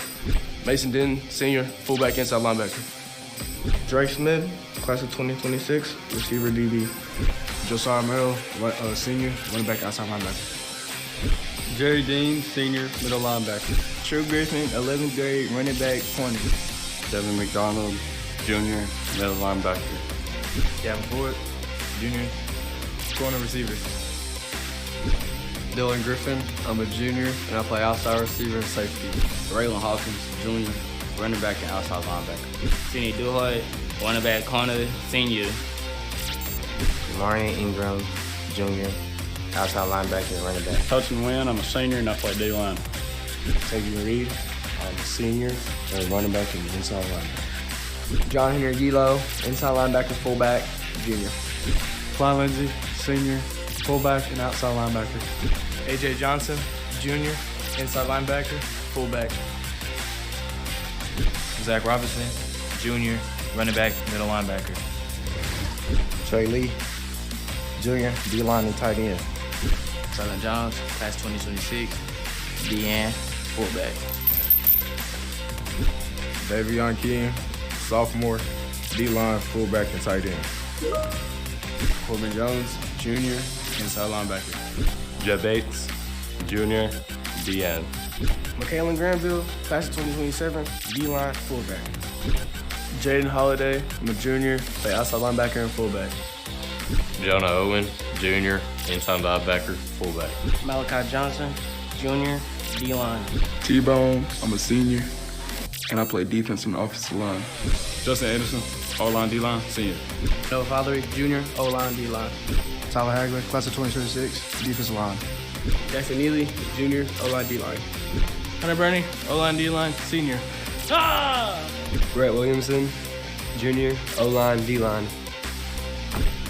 Fernando Delgado, I play D-line and I'm a senior. Aiden Summers, senior, O-line, D-line. Rylan Jones, junior, O-line, D-line. Chance Walker, junior, O-line. Felipe Rocha, senior, O-line, watch out. Ryan Andrews, senior, O-line. Ismail Kamara, sophomore, offensive tackle. Lucas Cano, senior, O-line. Sammy Son Williams, junior, linebacker, running back. Jaden Thomas, junior, wide receiver and cornerback. Kelson James, junior, punter, kicker. Miguel Castaneda, junior, kicker and wide receiver.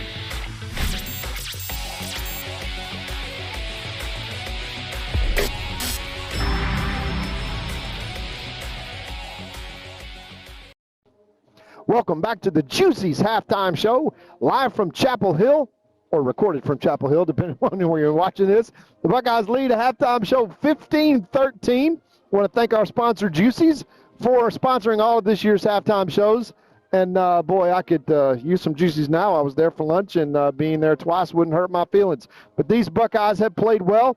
We've got our Juicy statistics for the Buckeyes: 17 rushes for 46 yards and 1 touchdown, 7 for 14 for 136 yards passing for a touchdown, and 2 interceptions from 2 different quarterbacks, totaling 31 plays for 182 yards, 2 touchdowns, and 2 turnovers, which really hurt the Buckeyes. 2 penalties for 20 yards, not bad in terms of discipline for the Buckeyes. On the other hand, for Chapel Hill, they have 8 penalties for 46 yards. Lots of those pre-snap penalties that really hurt them and gave the Buckeyes an opportunity to have an even bigger lead than they have here, 15-13, a missed field goal at the end of the half, uncharacteristic from Braden Pate. And the Buckeyes even had a chance to score off of things. Really, the Buckeyes have played very well.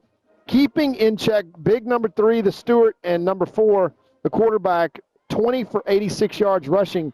The Buckeyes for one half, holding Chapel Hill to only 86 yards rushing with those guys.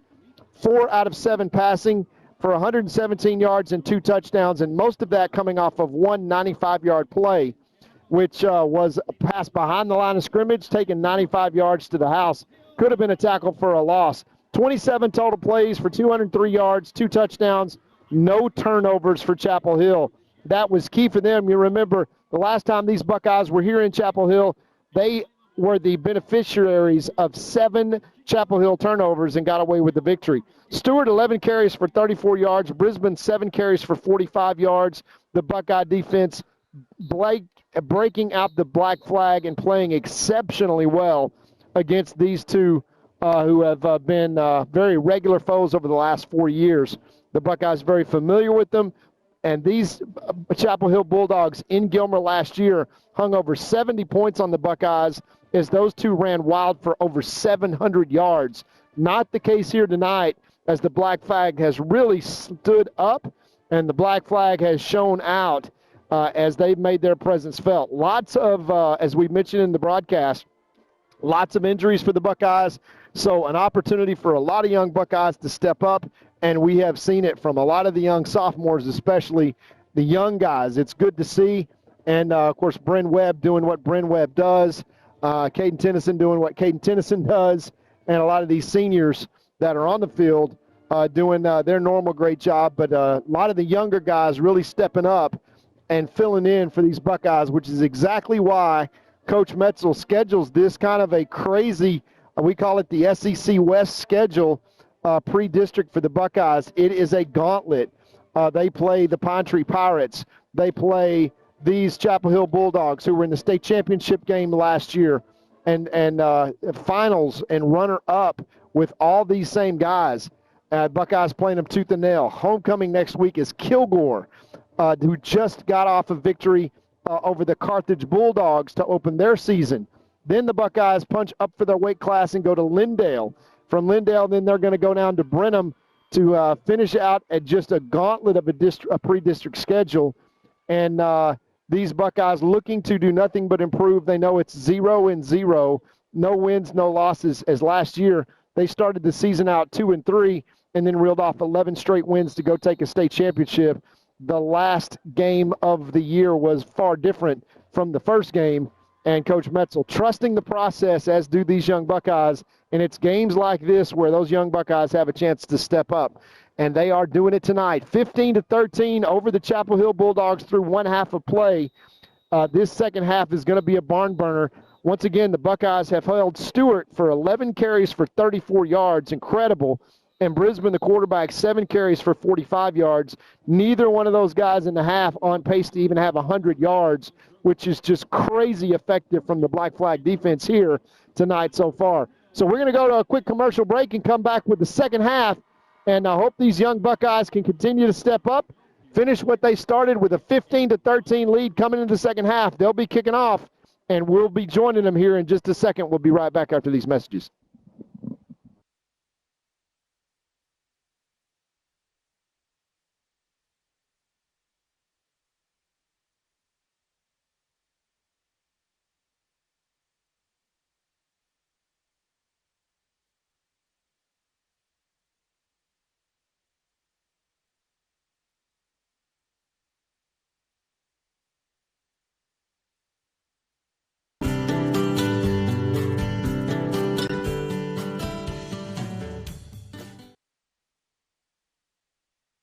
Chad Burkhalter and Gary Vestal are your Gilmer Edward Jones financial advisors.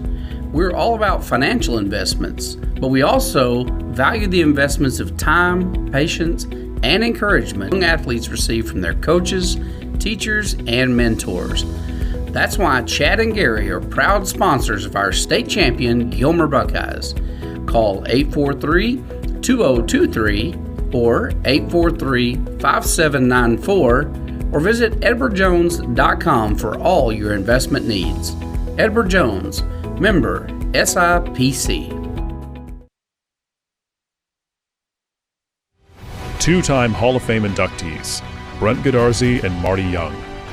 Back-to-back #1 trucking firm in the nation. Back-to-back best attorney and best law firm in East Texas. For nearly 150 years, Crowley Funeral Home has offered the highest quality in funeral services to the families of Upshur County for a fair and reasonable price.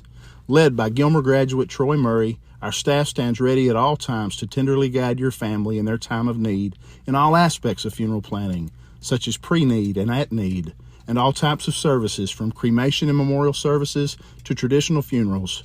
with attention to every detail. At Crowley Funeral Home, we've been treating families as our own since 1883.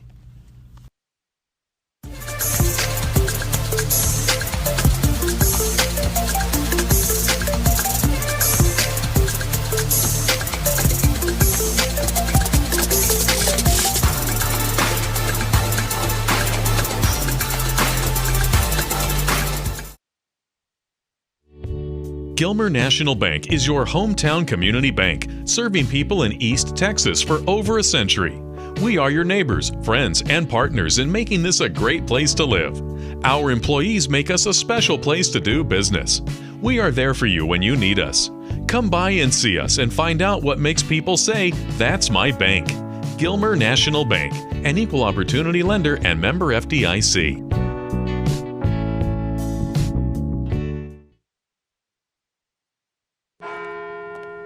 At Farmers Insurance, we've seen almost everything, so we know how to cover almost anything, even a rock and wreck.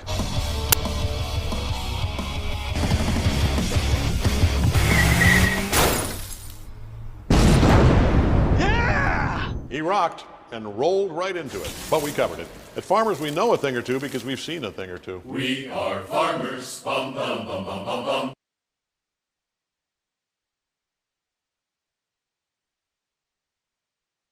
Need an oil change?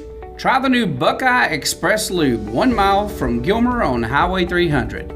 Oil and filter changes, fluid top-offs, multi-point inspections, and tire rotation and repair are just a few of the services they offer. Best of all, you can watch TV and enjoy a complimentary snack while you wait. Jason Horton, a former Marine, thank you for your service, has over 30 years of experience in the business and guarantees the best service in town. Next time you need an oil change, think Buckeye Express Lube on Highway 300. At First National Bank, together we're better. We're a regional bank, big enough for all of East Texas, that cares and is invested in the people and communities we serve, with the strength and services to meet the needs of every customer, big or small. From business financing for big companies and small mom and pops to our family of personal banking customers. First National Bank of East Texas. Together, we're better. And we think that's kind of a big deal.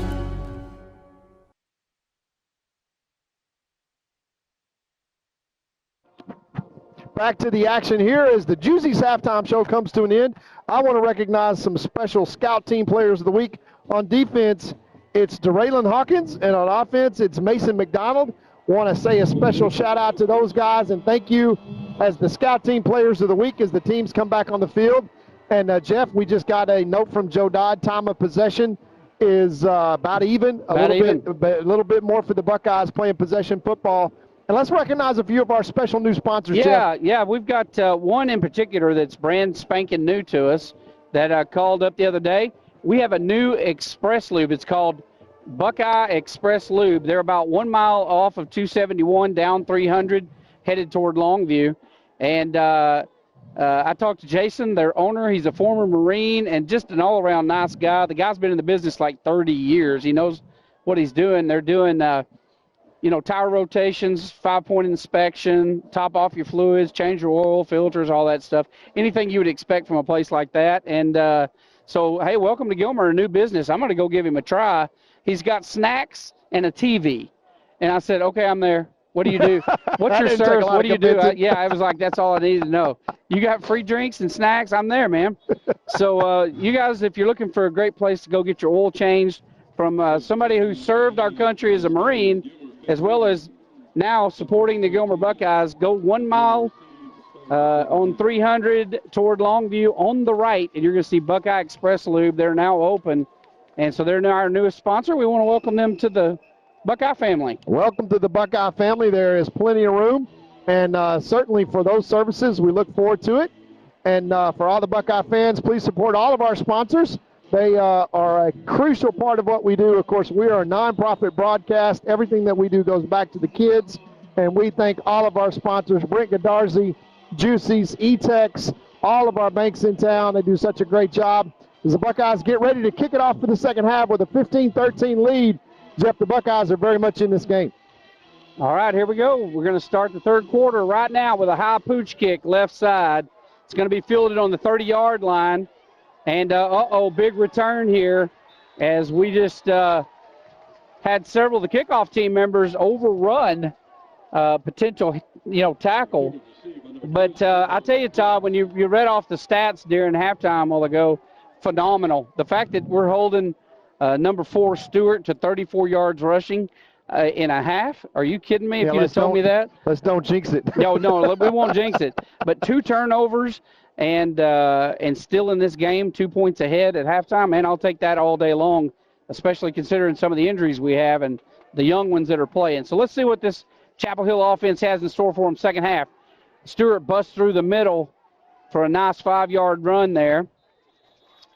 And, again, you're going to see the same thing you saw in the first half. They are very one-dimensional. It's always going to be, 90% of their action is going to be either number 3 or number 4. And the thing is, all the teams know that, so they key on them, but they still get yardage. Just goes to their athleticism. Again, handoff Stewart, left side, and a great defensive play out there. Who was that, number 10? Number 10 for the Buckeyes. Number 10, that is Morton. And, man, Amari. What a great job he did. I mean, setting up, waiting for help to get over there where the linebackers were scraping. And he just does a good job of open field tackling Division I running back. Yeah, and 3rd and 5 or 3rd and 6 now. Huge for the Buckeyes. Try to get some penetration and some pressure. Big Hagler back in the game. All right, fakes the handoff to Stewart, dropping back, rolling to his right side. He's going to keep it. He tucks it and is going to run, and he's going to pick up a big first down the sideline to the 26-yard line before he runs out of bounds. And that, Todd, is why he's going to be a safety at Baylor. Yeah, that's all he does right there. Is he's not a passing threat really when he gets deep. You've seen him throw the ball maybe twice.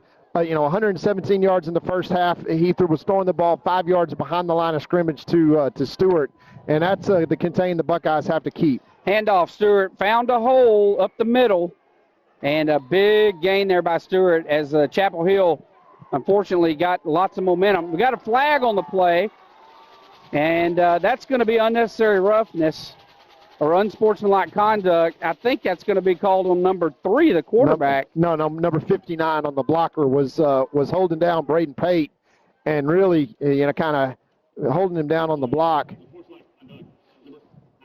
Yeah, that's 15 big ones. Yeah, and that's a huge play that just backs up that entire run and gives them a new first down, but it puts them right back outside the 30-yard line. And for the Buckeyes, after 2 big just kind of escape plays, the Buckeyes come out and have them in 3rd down and long right where they want them. And now it's going to be 1st and 10 at the 30. All right, Buckeye defense standing strong. Need to make a big stop here, not let these guys get up on top of us. Here's the snap, handoff, up the middle. Stewart wrapped up immediately by who else, Todd, but big number 44, Davion King. And that's the strength of the Buckeye defense. You have sophomore. I mean, you look at Trey Lee, sophomore. You look at Davion King, sophomore. You look at Zane Taylor, sophomore. All these young guys that have stepped up here tonight in the second game in the absence of a whole lot of other seniors who are just kind of banged up here tonight. And you really got to be proud of these young guys and how they're playing against them, too. It's premium competition. These guys were state finalists last year, Jeff, in a class above us. Absolutely. Here's the quarterback dropping back, firing one across the middle, wide open, number 12. And he just fights his way right into the end zone. And he is the third player that they go to. It's 12, 3, and 4. And that was a great pass across the middle. And he was just wide open and fought his way into the end zone. Yeah, just kind of a busted coverage there by the Buckeye secondary as Bryn Webb thought he was in zone and actually he was in man. And he almost got there and just used his athletic ability to make a play. But Chapel Hill does exactly what they wanted to do. Down 2 going into the half. They come out with the opening drive and drive the length of the field despite some more penalties on their side and score a touchdown. Buckeyes got to come back and answer now because they are first servers, so to speak. They blocked another one.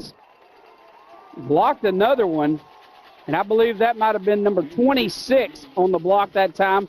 That was Devin McDonald, I believe, that got his hand on it. Yeah, Devin's another one, Jeff, that we've talked about how talented a football player he is. Reminds you of Arona Amara. We remember that name, pound for pound, probably one of the best Buckeye football players defensively that we've had in a long, long time.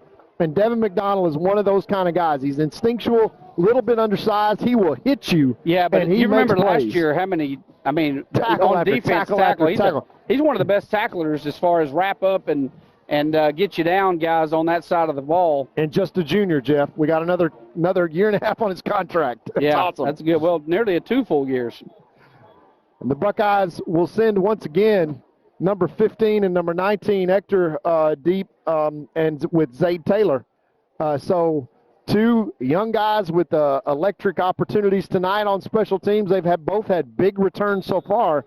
Let's see if the Buckeyes can get one here, flip the field again, as they got to answer now, down 19-15 here in the third quarter. Chapel Hill in under 2 minutes comes out and scores, and now they will see what the Buckeyes do. Yeah, let's see if they kick it to Taylor again. They're going to. After the big return earlier, I'm a little surprised. Pick it up, Taylor. There he goes, down the sideline. Look at this. He did it again. Down the sideline, he scampers all the way to the 45-yard line. Nice run there by Zayd Taylor. Hey, Jeff, can you say a star is born? I mean, it totally reminds you of the kind of game that Bryn Webb had against Kilgore last year. Not something that you were expecting, but Coach Metzel called it. Is like, hey, these are the games when guys go down with a next man up mentality, and boy, is that young sophomore stepping up. He's probably got 100 yards of total offense just on special teams already here tonight with 3 big returns. All right, 3 receivers wide to the right, 1 to the left, 1 back in the backfield. From the shotgun, here's the snap. Dropping back, quick pass, complete to Brennan. Webb, right side, throws a stiff arm, spins out of a tackle, and gets a nice gain of about 8 yards there on the quick pass to the right. You know, Todd, that's always been my most hated play in years past. You know, I always complain about that. But I'll tell you what, with the quick release of McCowan and rocket arm, and that's what I'm saying. He gets it out there so fast, and with Webb out there, that's been very effective so far these first 2 games. 2nd and 2 for the Buckeyes. Ball is across midfield on the 47 of Chapel Hill. Handoff up the middle. 14 Sims gets about a yard on the carry. It'll be 3rd and 1. Yeah, he made that a lot closer as the referee spots that all the way out to the 46-yard line. The 45 is what's needed for a first down. You got to think here in this game, this might be 4-down territory already for the Buckeyes. Big 3rd down and short here, need to pick it up. Sims in as the back. As strong as he's run all night, you can maybe know that he's going to get the ball on this. All right, 2 receivers right, 1 left. Webb goes into motion, and they're called an audible. They're looking over the sideline with 10 seconds left on the play clock. So now we have 2 receivers left, 1 right, 1 back in the backfield. Quick pitch to Sims, left side, got room to run, dodges 1 tackle, bounces off another, and picks up the first down. Nice run by Sims. A nice run. And what you ask of your back, Jeff, is that he makes at least 1 man miss. He makes 1 miss and runs through another. I'll take that all day long and twice on Sunday. Moves the chains for the Buckeyes down to the 39. And another guy stepping up. You talk about stepping up. Alex Sims is making a statement here tonight. Yeah, he really is. 1 receiver to the left. Back up, dropping back. Passing, going long. He's got him open. Touch. Oh, my goodness gracious. Drops that pass. That is so unlike Webb. I mean, and that is a touchdown easy. That is a strike delivered by Brady McCowan. What a great pass. That was as pretty as it gets. Taking the shot on first down. That's okay. 4-down territory for the Buckeyes on the Chapel Hill 39. If nothing else, that's gonna relax their secondary as Bryn Webb ran right by him.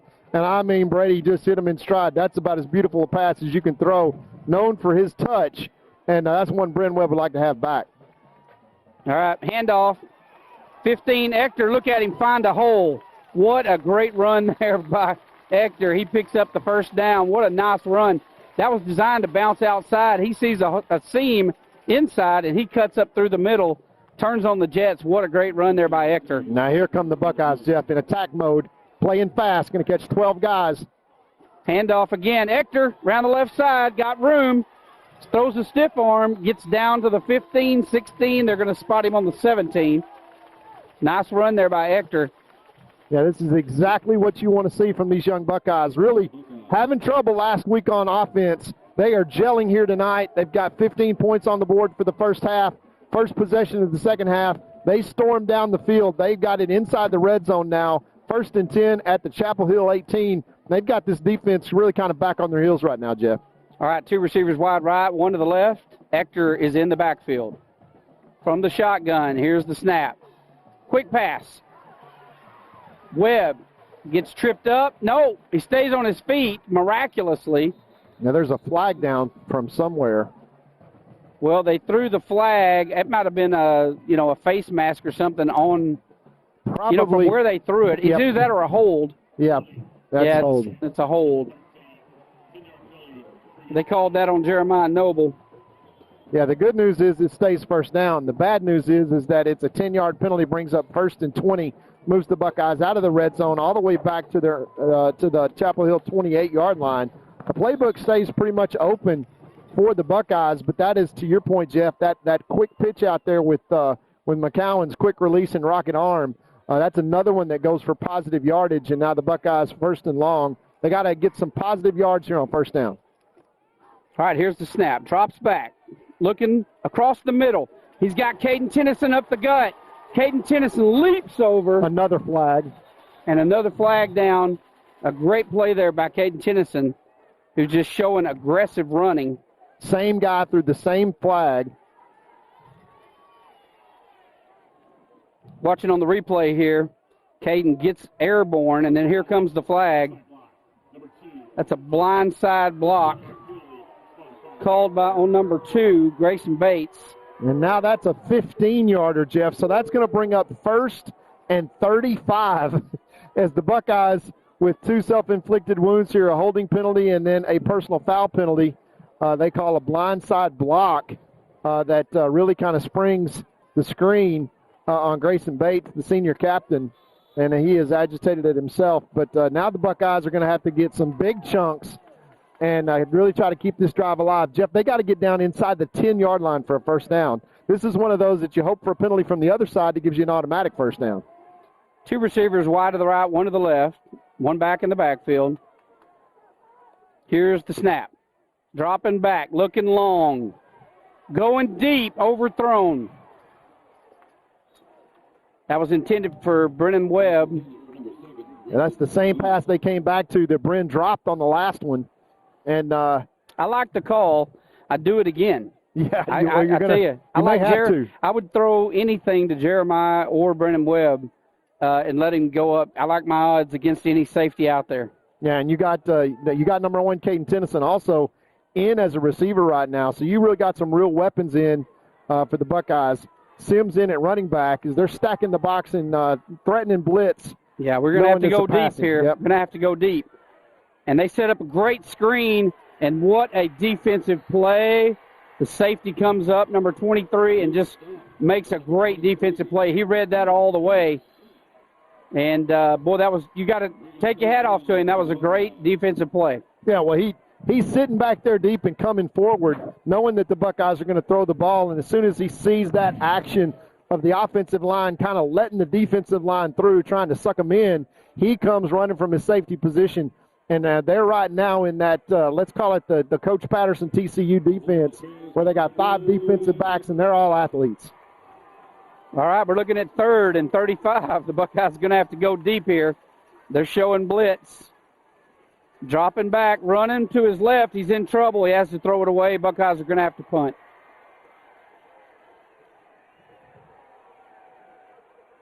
And they clocked McCown. Yeah, just too much pressure.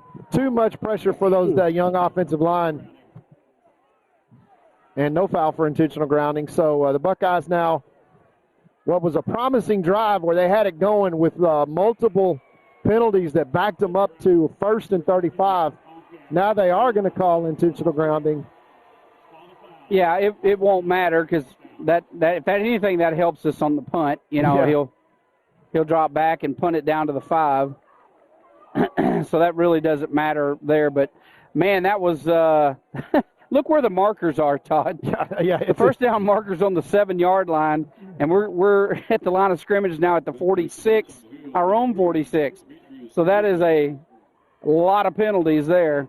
Yeah, it is. I think we had, 40 yards of penalties right there. Yeah, all in 3 straight plays. So 4th and forever on a drive that starts out very promising now that Braden Pate is going to try to bury him deep here. Yeah, he will. He waits for his defense to get down there and look at this ball. Right down to the... My gosh, Braden 1 Pate. yard line. I was off. I said 5. I didn't give him enough credit, did I? Yeah, we back up and Braden Pate says, don't worry, guys, I got you. On 4th and 45, Braden Pate puts him back down at the 1 yard line where Chapel Hill is going to start 1st and 10. And for a drive that started off very promising, Jeff, that literally came wheels off, Braden Pate saves the day with his leg, buries him back at the 1 yard line, and they're going to spot it just inside the 2. And now this defense down 19-15, Jeff, is going to have to try to hold Chapel Hill and not let this stretch out to a 2-score lead. But I tell you what, Jeff, you know that they've got some home run hitters back there that can take it to the distance anytime they touch it. It's going to be up to the black flag here to stand up and try to hold them deep. All right, here's the snap. Handoff up the middle. They hit him instantly and drive him back. He may have got back to the line of scrimmage, and he may have even lost a little. Yeah, he got clocked. Yeah, that big hit there up the middle. And, Tipper's flaring, and a lot of guys, a lot of talking going on from the Chapel Hill side. 2nd down and 10. As once again, the Buckeyes have an opportunity to push them back. Yeah. They'll probably try to run this out once again, Jeff. Ball's on the 1. Quarterback's on the shotgun in his end zone. Handoff up the middle. Stewart, everybody knew where that was coming. Every Buckeye in on that tackle. We had 10 out of 11 in on that tackle. Yeah, and they held him. Number 44, Davion King, making his presence felt. Brings up 3rd down and 10. Watch number 12. This is where they throw it here, and number 12 is their target. He's the other 10% of the offense behind Stewart and Brisbane. Let's see what they do here, going almost empty. They'll go quads one side. Remember, Jeff, they ran quarterback keeper off the weak side on this before. Yeah, you're right, Todd. They're going to the air, and they got a man open. He gets clocked instantly, but not until he gets the 1st down. Number 9, and Manson on the tackle for the Buckeyes, but they just throw a little pass out here to the flat, and that is the 1st down, and they're out of danger zone. Yeah, just getting out of their goal line and getting them into a position where they can now open up their offense. They were forced to throw that ball, not something that they do very well. Quarterback keeper and goes nowhere. I believe that was King also. No, that was Hagler. Hagler got in there on the tackle and just how would you like to have Hagler just fall on you like that? There's a lot of guys on the Buckeyes team you don't want falling on you this year. Yeah, and well, Hagler's chief among them, I'm going to tell you now. I'm telling you, that is a big, wide man, and he put an instant stop to that run from Brisbane. Buckeye defense, but when they're next, doing a good job here. Another handoff to Stewart, left side. Buckeyes all over him. And we got a flag down here, too, on the side.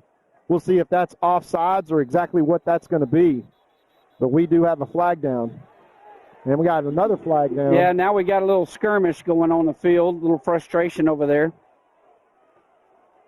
Seems like we have that every time we play Chapel Hill for some reason. Yeah, we'll unwind this and see exactly what the call is. We've got a Buckeye, I believe. Is he still down? We had a Buckeye down on the ground, but I think they're up and good now. Coaches are talking to the kiddos, and while they're doing that, we're going to take a quick commercial break. We may have to come back a little early. We'll see. You don't want to be in a position where you're second-guessing your lawyer's ability or the resolve to get you fairly compensated. When you hire Godarzi & Young, you know you're hiring a law firm that has nationally ranked settlements and verdicts. We have over 2 decades of experience holding 18-wheeler companies accountable for their negligent action. Don't make the mistake of hiring anybody else. Hire the best. Hire Godarzi & Young.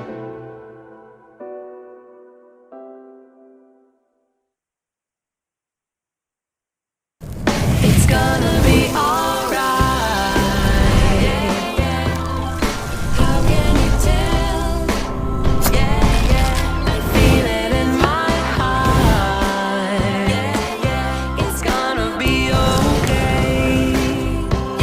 Juicy's Burgers, serving you for over 40 years.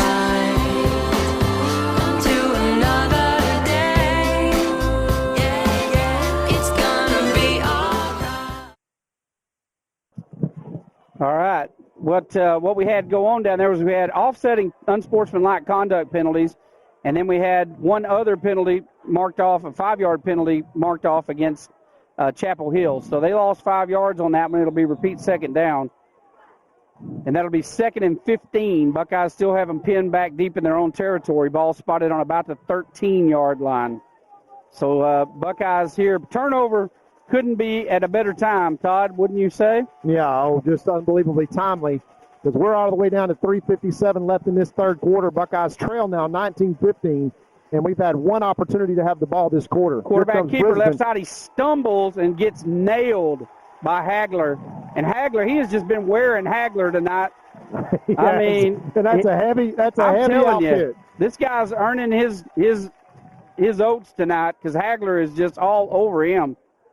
If I were him, I'd say, quit calling that quarterback keeper to the left. So Hagler is getting off of his blocks and making his presence known. Yeah, he's wearing that left guard out right now, Jeff, and he's in the backfield literally as fast as the ball can be snapped. Once again, let's see if they go to their bread and butter. Brisbane and Stewart in the backfield, and the Buckeyes an opportunity to get off the field. Two receivers left and right. Heavy pressure. Throws it. Intercepted. And that's going to go back for a touchdown. Buckeyes. Jeremiah Noble, number 13, on the interception for the Buckeyes. There's the turnover, and watch Jeff. it set up right here. They drop back. He's under pressure by Ector and forced to throw, and Jeremiah Noble finds the end zone on the right side. And Ector helped force that turnover because he was all in his face. And, hey, Todd, did we call a good time for an interception or what? We'll take the pick six. G-Man delivers and puts the Buckeyes back on top, 21-19.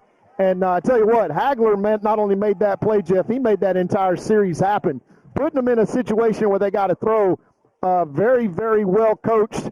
The Buckeye defense on the defensive line sniffing out that screen.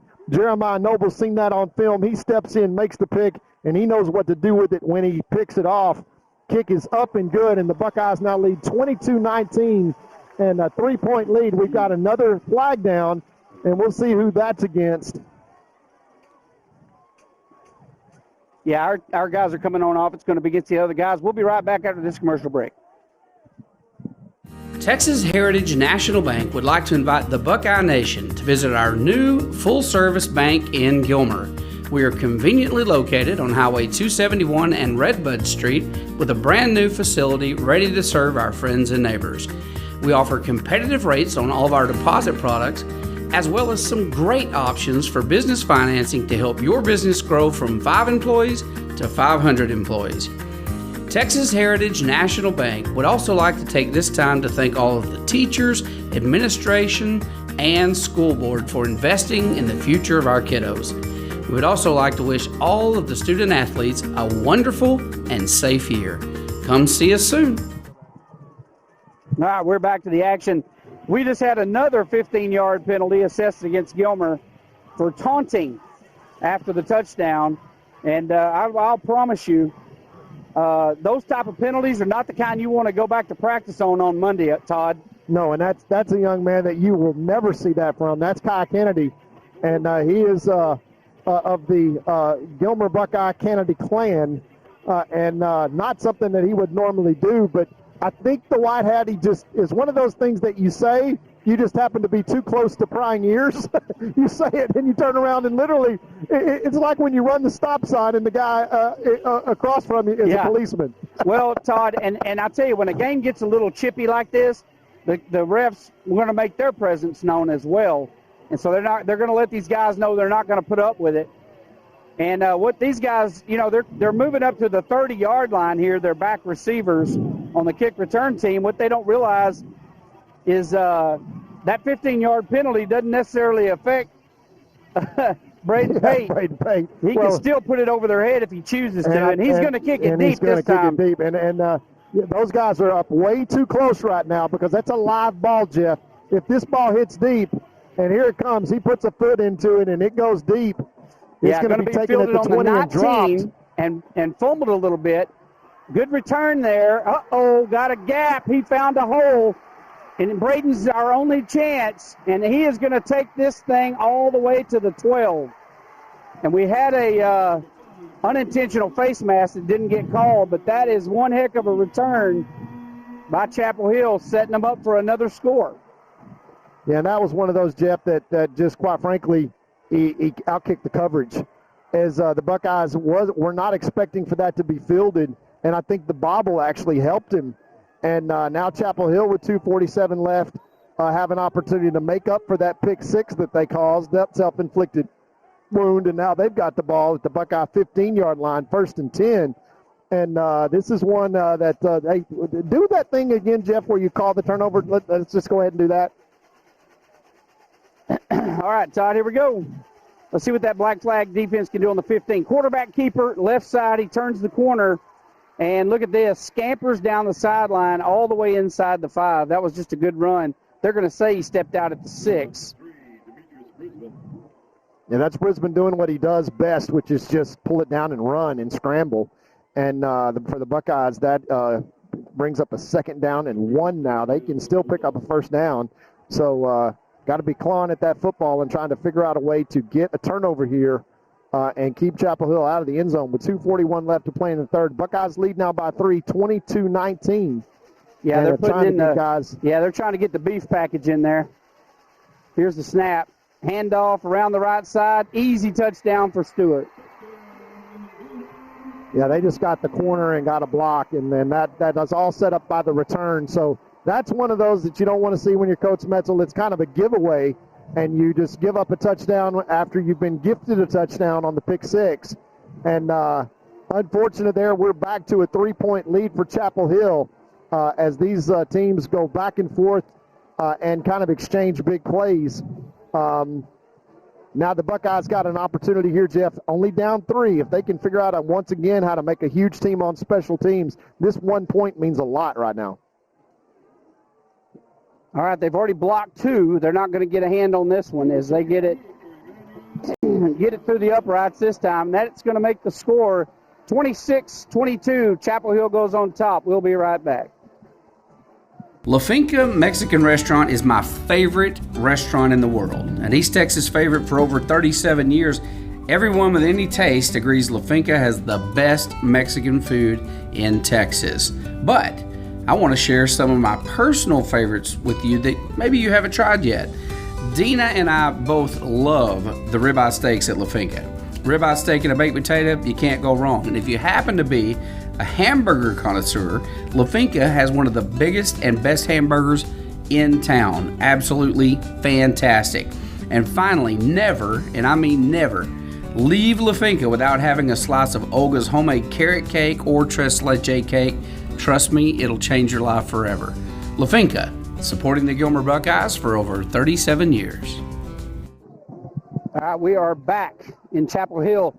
Once again, folks, we want to apologize to you that we weren't able to broadcast live last night, but Chapel Hill just doesn't have any signal, and they don't provide a hard line for us. We had no less than 15 phone calls to their district this week trying to make it happen, but we just couldn't. Here's the pooch kick. Same exact spot, bounces up, Taylor picks it up, and down the same sideline he goes. And this time they get a hold of him and throw him out at the 20-yard line. Yes, there is a flag. Yeah, there's a flag as they threw him out of bounds and then flipped him as he went out. So that's going to be probably a 15-yard penalty. A lot of 15-yarders in this game tonight. Yeah, that's one that is just doesn't make any sense as Chapel Hill has 15 yards and just slams a guy. He's outside of the white there. I mean, there's no question that is just a 15-yard penalty that is going to set the Buckeyes up probably now from closer to their own 40-yard line. But that's just a no-brainer. You don't grab a guy and slam him to the ground when you're already standing 3 yards out of bounds. Yeah, these two teams, obviously very aggressive teams. I mean, they both swarm to the football. They're very hopped up, aggressive. They know how good each other is. They know how good each team is. And they're playing with intensity, and sometimes, passion overcomes you. I get it. I get it on both sides of the ball. It's hard at that age when you're out there. Think about it. They're out there smashing into each other all night. It's controlled violence.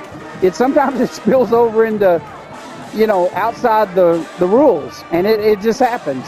But that was a nice penalty there assessed for the Buckeyes, and they sure needed it after that last series of 40 yards of penalties in one series. So 1st and 10, ball spotted on the 36-yard line. Buckeyes need to drive and get a score here and go back up on top. 2:30 left to play in the third quarter. Dropping back to pass. And intended for Webb. It looked like a fairly good pass there. Just couldn't reel that one in. And I tell you, one of the things that I've noticed about Brady, Todd, is that he throws the ball so hard. I mean, he's got a rocket arm. Yeah, he really does. And sometimes you need to pull it up a little bit, to put a little touch on it. He's got such a strong arm. Pass complete. Brennan Webb out there. They read that one. I mean, they saw that one coming a mile away. He might have got a yard of forward progress. They're going to spot him with about a yard gain. Yeah, let me tell you one thing that happened on that, Jeff. Did you see the linebacker try to jump that? That is begging for what's called a pump and go, where Bryn Webb on that just takes the screen and then goes straight up the field. And overly almost aggressive defense by Chapel Hill with a whole bunch of guys inside the box to see if the Buckeyes can make them pay here with 3rd down and 8. 2 receivers left, 1 to the right, 1 back in the backfield. Dropping back, passing, got a man just right in the hands of the G-man, Jeremiah Noble, and it just falls out of his hands. I mean, that was a first down, easy first down, and we just dropped it. So that's going to bring up a 4th and 8. We're going to have to punt. Yeah, and let's see if Braden Pate can come up with another one of those boomer kicks. A minute and 49 left in the third quarter. It seems like it's taking forever to play these last couple of minutes. But Chapel Hill has managed to get the best of the Buckeyes with the big plays, despite some of their self-inflicted wounds and penalties. They leave 26-22 right now, and Brisbane is deep to receive this punt. Let's see if Pate can hit another boomer here, and special teams will once again come into play in Got this a flag game. down. Delay a game. Got to delay a game against Buckeyes. You don't see that very often. Yeah, they start the play clock as soon as the ball hits the ground there by the incomplete pass. And I think there was some confusion as to what down it was for the Buckeyes. Obviously, 4th down, they're going to have to punt. Nice snap by the deep snapper. Fumble. He touched it. Number 3 touched it. Buckeyes got it. He's going to take it to the house for a touchdown. Amari Cooper turns the touchdown, a snag punt. Amari Morton. Sorry, I thought him Amari Cooper. Watch this on the replay. It touches number 3, the return man, and then Morton never even has to slow up. He takes it in, and what a turn of events. Yes, that is one of the huge turnovers, and the next time that the Buckeyes turn a turnover into a touchdown and retake the lead 28-26, and don't look now, folks, but this is getting seriously close to what's called Buckeye victory number, which is 30-plus points. And I don't know what the referee is talking about down there in the group. Yeah, the referees are having a conversation. I hope they're down there saying, that was a really nice pickup there by number 10. And then recovered by the kicking team at the 17-yard line. The kicking team cannot advance the ball, so it'll be 1st and 10. They're saying that we can't advance the ball, so they're going to give it to us at the 17-yard line. So I didn't realize that was the rule. Yeah, and it's so new to a lot of the Buckeye fans. Yeah. Because that is a high school rule and not a college or an NFL rule. Yeah, that's right. And that's one of those that probably will be changed within the next 2 years, but we're caught in between here where usually Texas high school follows the NFL rule 2 years after. Hey, I don't mind. I'll take it at the 7th. I'll take the turnover. Yeah, we sure need the points, though. Quick pass. Complete to number 19, Zay Taylor, and he's got nothing. And they put him on the ground after the whistle was blown, but they're not going to throw a flag on that one. Buckeye fans wanted one. And that is going to be a loss of 2 yards. Back us up to the 19. It'll be 2nd and 12. Now, this is one where the Buckeye offense is going to have to maintain their poise and simply execute and score. And still 1:09 left to play in this third quarter. Brady McCown checks his wristband. They got trips out to the right. All right, from the shotgun. Long snap count. They're stepped across, and that's going to be offsides on the defense. It was a handoff to Sims. Went nowhere, but we're going to get an offsides penalty from the corner who stepped across. And that'll be 5 yards for the Buckeyes.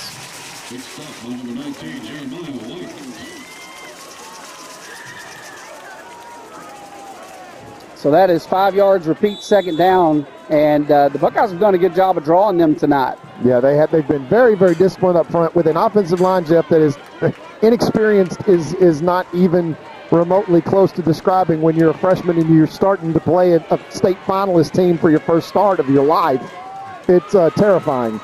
Yeah, in a Division I school. Hector, handoff, right side, cuts upfield, breaks a tackle, gets down to about the 11.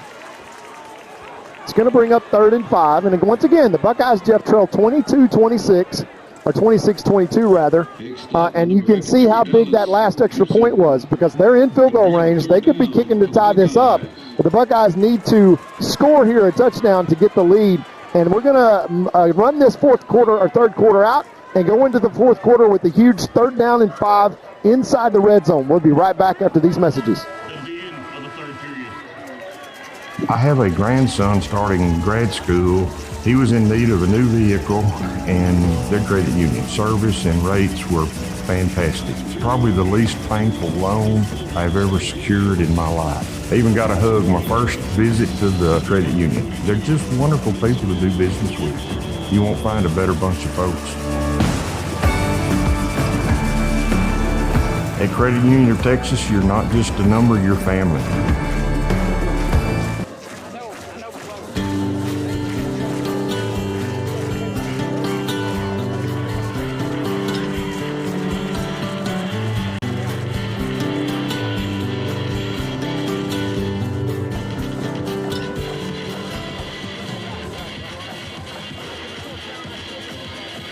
Chad Burkhalter and Gary Vestal are your Gilmer Edward Jones financial advisors. We're all about financial investments, but we also value the investments of time, patience, and encouragement our young athletes receive from their coaches, teachers, and mentors. That's why Chad and Gary are proud sponsors of our state champion Gilmer Buckeyes. Call 843-2023 or 843-5794 or visit edwardjones.com for all your investment needs. Edward Jones, member SIPC. All right, we're back in Chapel Hill. And Buckeyes got it, 3rd and about 6, 3rd and 5. Sims in the backfield. From the shotgun, here's the snap. Pulls up, Touchdown. got a man wide open. There Number it is. 7, Brennan Webb, and that was blown coverage on the corner. And Webb wide open. And I got to tell you, McCown took a shot right there, but he delivered the ball and delivered the goods. 28-26 now. Buckeyes take the lead with the extra point left to come. And you just can't leave the Buckeye offensive coaching staff, Jeff, a quarter break in between to call a play on 3rd down. That was just a thing of beauty as Bren Webb executed it perfectly. And the Buckeyes now with 4 touchdowns on the board, extra point left to come here from Mr. Pate. All right, here's the kick, and it is good. So Buckeyes 29, Bulldogs 26. We'll be right back. Two-time Hall of Fame inductees, Brent Godarzi and Marty Young. Back-to-back #1 trucking firm in the nation. Back-to-back best attorney and best law firm in East Texas. For nearly 150 years, Crowley Funeral Home has offered the highest quality in funeral services to the families of Upshur County for a fair and reasonable price. Led by Gilmer graduate Troy Murray, our staff stands ready at all times to tenderly guide your family in their time of need in all aspects of funeral planning, such as pre-need and at need, and all types of services from cremation and memorial services to traditional funerals, with attention to every detail. At Crowley Funeral Home, we've been treating families as our own since 1883. All right, 29-26, 11:56 left to play in the fourth quarter. Gilmer's on top. It's been a quid pro quo, back and forth, back and forth. A lot of penalties in this game in the second half.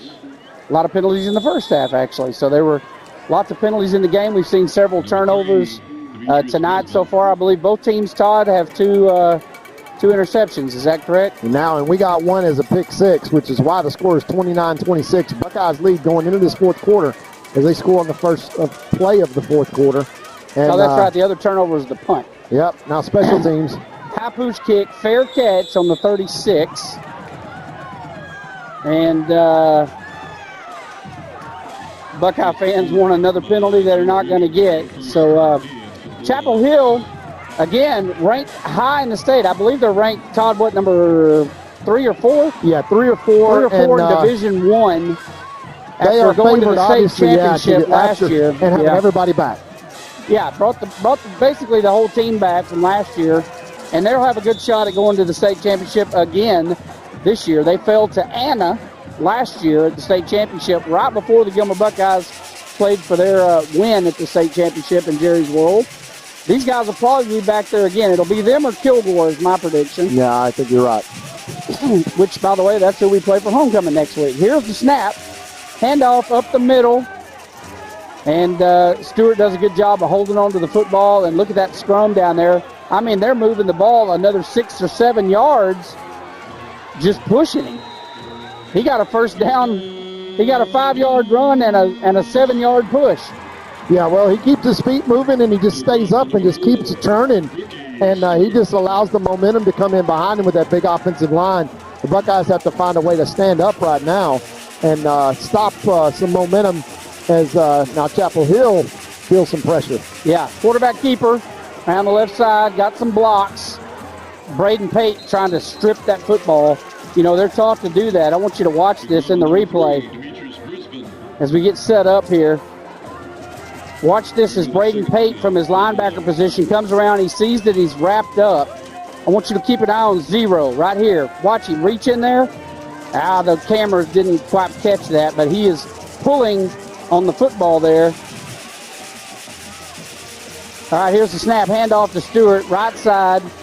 Helmet hits the ground. Look at him driving his leg, showing why he's a D1 player, and that's going to be a first down. Once again, Hagler loses his helmet, and he is a key guy that needs to be in there almost every snap. He's forced to come off for a snap. He's replaced, but Chapel Hill's going to their bread and butter right now, Jeff. This is going to be Brisbane left, Stewart right, until the wheels fall off. All right, here's the snap. Handoff once again, Stewart. And again, trying to drive his legs. We got Brennan Webb in there, a couple of his buddies, and they make a stop. About a yard gain. Going to bring up 2nd and 9. Let's see if Hagler can get a quick breather and get back in there as they're running right at the Buckeyes, and that is strength against strength. Chapel Hill going with their 4-year starter seniors, and the Buckeyes trying right now to turn 2nd and long into a all right, 4 receivers to the left, and they're going to try to go deep. He's flushed out of the pocket, runs to his right, has room, and a big gain there by Brisbane. When he's got open field like that, that is super dangerous. Yeah, he's not going to throw the ball. I mean, he literally will just create space for himself, run everybody down the field, and you'll think it's a deep throw. And truly, the play is designed to do exactly that. Just get him some room and let him just go improvise, and he moves the chains once again on 2nd down and long. So many of their big plays are pass plays that never get passed. They're just Brisbane scrambling, and they're showing his athleticism. He is not a gifted passer, but he is a gifted athlete. 2 receivers to the right, 1 to the left. Got a new back in the backfield. It's number 17's checking in. look for a pass here. Nope, hands it off to 17, who instantly gets hit at the line of scrimmage by number 26. Who else would that be, Todd? Yeah, that's McDonald. Mr. McDonald. He is a football player, folks. I mean, pound for pound. I mean, just, Amaro Arona is who he reminds me of. And we've been saying that since his sophomore year when he just comes up and just this. There's a little, his sophomore year, he did not look like that. He was a little guy, but he brought a lot of punch per pound. I tell you what, this defense looks good early in the season. It's a long. You're looking at either the runner-up of the state championship, football team, Division I here, and the Buckeyes doing a good job against them. That hit the ground, I believe. Yeah, that is incomplete. They're going to say that hit the ground. Alan Metzel down there helping the referees with that call. And he didn't catch it. It hit the turf. Yeah, that was not close. I can't believe no referee saw that. It's like you're not watching a game. I mean, that can't be a questionable call if you got two referees in position there. Yeah, and, credit to number 7. He was trying to sell it. Yeah, there's he made a good play as a shortstop there and scooping that one up. But 3rd down and 10, it's up to the Buckeyes here to keep Brisbane from scrambling. They'll run everybody deep to try to create space here, and Brisbane will try to pick this up with his feet, as he's done so many times. Two receivers, wide to the right, 2 to the left. One back in the backfield. It is not Stewart. Dropping back to pass, flushed out of the pocket to the right. And that is a nice pass, complete at the 15-yard line. They've got a flag down. You know why, Jeff? Because he went out of bounds, and then he came back in and was the first person to touch the ball. And I know that because the referee does not have a hat on. So that is coming back. That is a penalty against Chapel Hill for an illegal touching. He's the first person to touch the ball after he ran out of bounds. Number 13 slipped on his own, trying to catch the ball.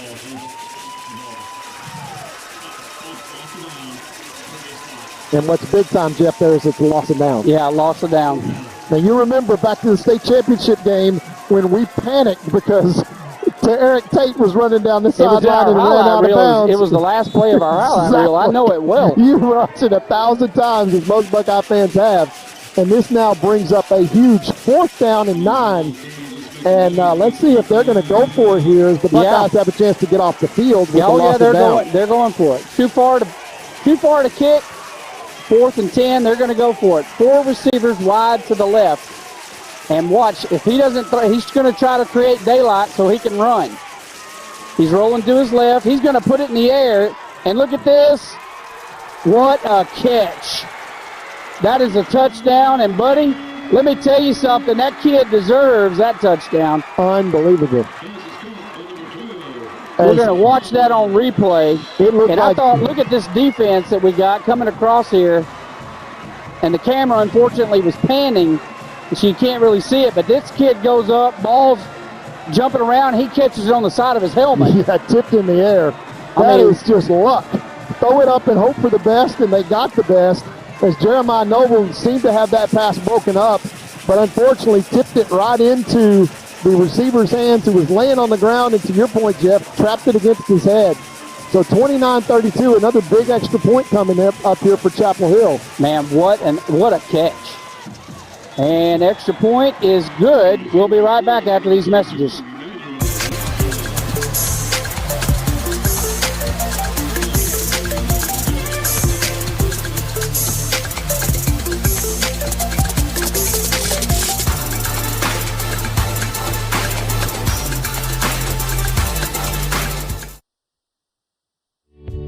Gilmer National Bank is your hometown community bank, serving people in East Texas for over a century. We are your neighbors, friends, and partners in making this a great place to live. Our employees make us a special place to do business. We are there for you when you need us.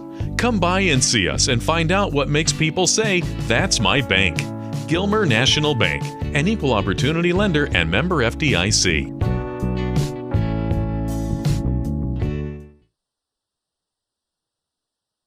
All right, we're now 33-29. Chapel Hill, it's like, Todd, it looks at this point like whoever gets the ball last is going to win this ball game. You, and I can tell you, the Buckeyes are used to being in firefights like this. I mean, were in several last year, and the important part right now is we're in the game. I mean, I'll be honest. I'm thoroughly impressed with what I've seen here. And Chapel Hill just kicks that one out of bounds. It goes out around the 30-yard line. And they're not even going to give us an opportunity to return that.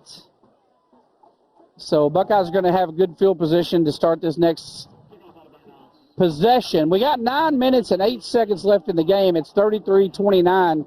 You know, the way this has been going, we got 4 or 5 more scores in this game. Easy, Jeff. I'm telling you, I mean, it's a tennis match at this point where the athletes are just out there making plays, and you know Chapel Hill's got them. You just saw the play that the receiver made. Unbelievable. That was a great catch. I mean, and Jeremiah Noble got there, broke it up, and he still maintained his concentration and came down with the ball.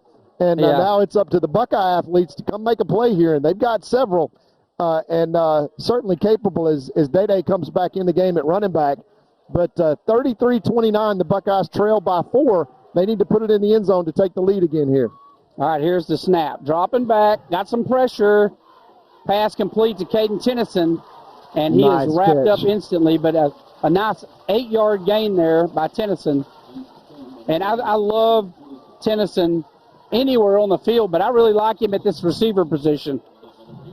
We've got a man down on the field, Todd, so we're going to take a commercial break. Be right back.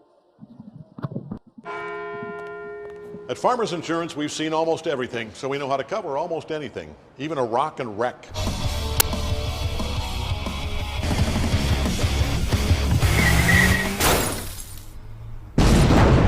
Yeah! He rocked and rolled right into it, but we covered it. At Farmers, we know a thing or two because we've seen a thing or two. We are farmers. Bum, bum, bum, bum, bum, bum.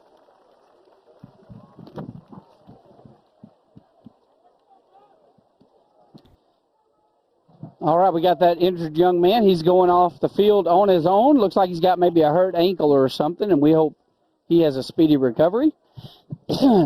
Buckeyes marching down the field. They're looking at 2nd and 2. Ball is on the 43-yard line of the Buckeyes.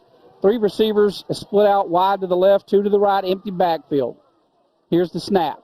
Looking to pass left, has to release it quick and takes a shot as he does it. By number 19 from Chapel Hill. Yeah, it's just tough on the offensive line. They bring a stunt, and those young guys just trying to hold on with both hands right now. You got freshmen out there on the offensive line, and boy, Brady McCowan standing in there and getting rid of the football, giving the Buckeyes a chance to live to fight another day. 3rd down and 2 now, as Day-Day's still in the backfield. 3 receivers wide to the left. Feel like this needs to be a handoff here. We got a timeout. Yeah, we got a timeout. Coaches didn't like what they saw here. We called a timeout here because we didn't like what we saw on the field, and they know how crucial this is with 3rd and 2. We'll take a quick timeout, be right back. Need an oil change? Try the new Buckeye Express Lube, 1 mile from Gilmer on Highway 300. Oil and filter changes, fluid top-offs, multi-point inspections, and tire rotation and repair are just a few of the services they offer. Best of all, you can watch TV and enjoy a complimentary snack while you wait. Jason Horton, a former Marine, thank you for your service, has over 30 years of experience in the business and guarantees the best service in town.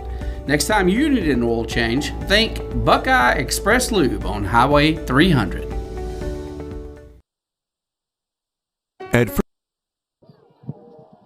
All right, 33-29, 8:39 left to play in the 4th quarter. Gilmer has played so well tonight. We've had a couple of turnovers. We've had some penalties that you expect early in the year, but overall, I'm so happy with what I've seen here tonight against this Division I team. What are they doing? Well, I think we had somebody in the band. We had a band member played a horn. It sounded like the quarter ending. Yeah. And so they blew the whistle before that could develop. And so that was not a penalty, but that one was on the band. Yeah, I guess so. Oh, and Chapel Hill band. Let me say that. It wasn't the Gilmer band. It wasn't our band. I don't want Eric Gray coming after me. Yeah, our band knows when it's 3rd and 2. That's right. 3 receivers left, 1 right. Jet sweep, right side. Webb turns it up, and he is not going to get the first down.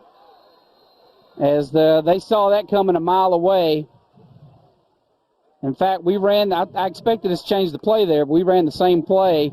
I think they knew that was coming to Webb. 4th and 1, and you're on your own 44-yard line. Yeah, we're punting this ball. We're punting this ball. There's no question about it. We're going to punt this, and I'll tell you why, because the defense had played so well. And you've got number 0 that's going to punt this. They can put it back inside the 5-yard line. Yeah, Chapel Hill don't believe it. Look at them. They're not even sending anybody back there. They're kind of thinking it doesn't matter because it's going to be on the 5-yard line anyway. Yeah, they're leaving everybody up front.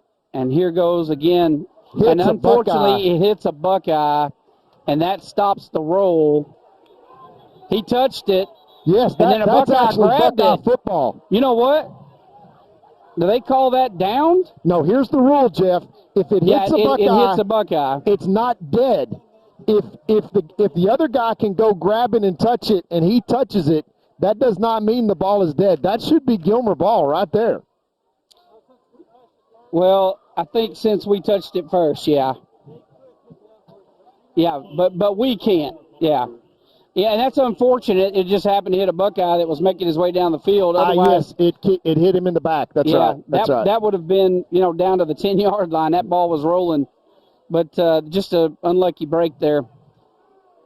So, for a team that's not a passing team, they sure run that 4-receiver wide right set a lot. Well, what they do is they use it to create space because it's stretching your defense out and creating gaps.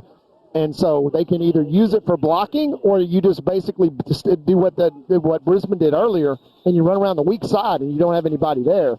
So it just creates those running lanes with the formation. It's really smart coaching by Reardon, but the Buckeyes have to adjust to it. Here's the snap. They hand off to Stewart, and he gets knocked down instantly. Number 46 for the Buckeyes, the first guy there, that was Jet Bates, who lost his helmet. So he'll have to come set out one play. Just look at the size of this defense for the Buckeyes. When was the last time you saw the Buckeyes with that kind of size, Todd? Never.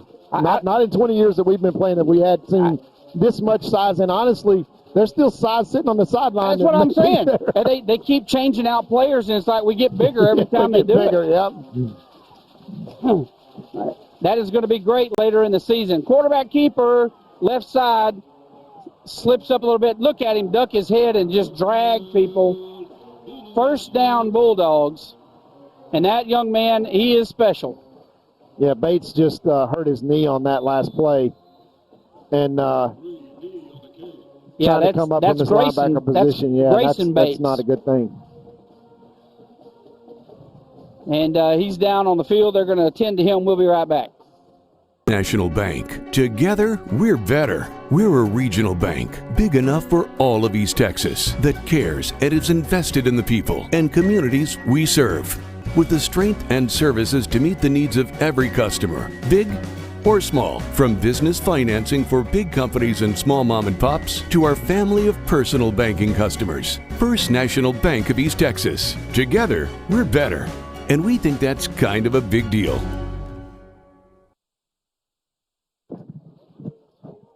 All right, they're taking care of Bates, getting him off on the sideline to get him checked out. Looks like a knee, maybe. Hopefully he'll be back soon. Handoff up the middle. Stewart runs right into a freight train, and the train's number is it's engine number 54, Tyler Hagler. Man, you're not going anywhere when you run into him. I'm going to tell you now. You can hit the line as fast and hard as you want. If you run into 54, you're done. Stopping. Momentum stops. There's a law of physics in play there. An item in motion tends to remain in motion until acted upon by an item of equal mass or greater. Number 3, the keeper, around the right side. Nice run there by the quarterback as he falls forward close to the first down marker. No, they call him and spot him here at the 41-yard line. So that's going to bring up 3rd and 2. We got to find a way to stop them here, Jeff. They're on a drive that's eating clock, and they've got a 33-29 lead. That's a 4-point lead. It is critical right now that the Buckeyes find a way to get Chapel Hill off the field. They're already in 4-down territory. And you know what's coming here. It's going to be a whole lot of number 4 coming right at you. Yeah, for sure. Look at all that. Look at all those backs in the backfield. They're lining up for. They hand off to number 3, actually, up the middle, and he is going to get to the first down marker. You know, Todd, we talked about this in the coaches show this last year about the next 2 games we're playing are probably 2 of the best teams we're going to play all year long. Yeah, even in the form of if you go all the way to the state championship, you're not going to get one better than this. You're playing this week, Chapel Hill, and next week, this is state championship quality game. It is. And I'm so proud of what happens, regardless of who wins this game tonight. I'm so proud of our coach. You know, Allen schedules this ridiculous schedule every year. We call it the SEC West schedule. Yeah, right. You know, because we're playing all Division I schools and even a 5A school. And but he talked about in the coaches show this last week. That's what makes us good in the playoffs. We don't want to go out and make everybody feel good and win 60-0 against teams we know we can beat. We want to go play against the best competition there is. We want to play 5 state championships in preseason, then go into district, and then be ready for the playoffs. And we wouldn't have won state last year had we not had this schedule. Basically the same schedule we're playing this year. Yeah, it takes a lot of courage, Jeff, to say, I want to expose every weakness we possibly have in the first 5 games so you can fix it. Oh, yeah, because if you're a coach, you know, you don't want to lose. You don't want to people talking in town about, oh, they lost another one. Hand off Stewart. They got him quick. And they're going to drag him back probably at the line of scrimmage. He might have got, I don't know, he may have lost some. I'm going to say he got to the line of scrimmage. But, again, the coach wisely getting these tough schools, making our guys punch against their weight class. Hey, man, when they get to district and they get to the playoffs, they're like, hey, we've seen this before. We know what to do. We know how to handle the pace of the game. So, regardless of the wins this week and next week, quarterback keeper bounces to the right side, almost fumbles the ball, and still able to pick up a good 8 yards on the carry. But I applaud him for doing it and not being concerned with his personal record and being more concerned with prepping his guys. And you know what? That's why he's been to the state championship, 3 out of the last 4 years. 3 out of the last 4 years. And so he's got a 75% chance of going to state in his career as a head coach and a 25% chance of winning the state championship. That's the best record so far. If he quit right now, he'd have the best record in the hall. Yeah. So he knows what he's doing. Here's the snap. Handoff 17 up the middle, and he's going nowhere. And the first guy to get there, and I mean he got there quick. Number 46 for the Buckeyes. That was 46, and who else but the guy that lost his helmet a while ago? That is Jet Bates. Yeah, we got 2 Bates on here, so we always have to say first names. Yeah. But Jet playing aggressive out there on that defensive end position. And we need it as the clock ticks down under 5 minutes. The Buckeyes can ill afford right now to have allow a Chapel Hill score. We got to get the ball back, 2nd down and long. We got to have 2 really good plays here and contain the quarterback, number 3. Yeah, if you want to win this game, you have to stop them defensively right now. Big hit there to number 17 by Jeremiah Noble. Was that Noble or was that Jeremiah? He's kind of getting up a little shook himself. He laid the wood on number 17. 3rd and 4 for the Bulldogs. This is the most critical play of the night for the defense for the Buckeyes. They have to stop them here to have a chance. The next 2 plays are critical. Yeah, you're going to put it in the hands of number 3, and you're going to let him scramble. They're going to put everybody to the right side, give him the option to come around the end or to scramble to his right. This is number 4 up the gut. That's what they've been running right here. And somehow he does that. And, I mean, that is a big first down because they're eating clock.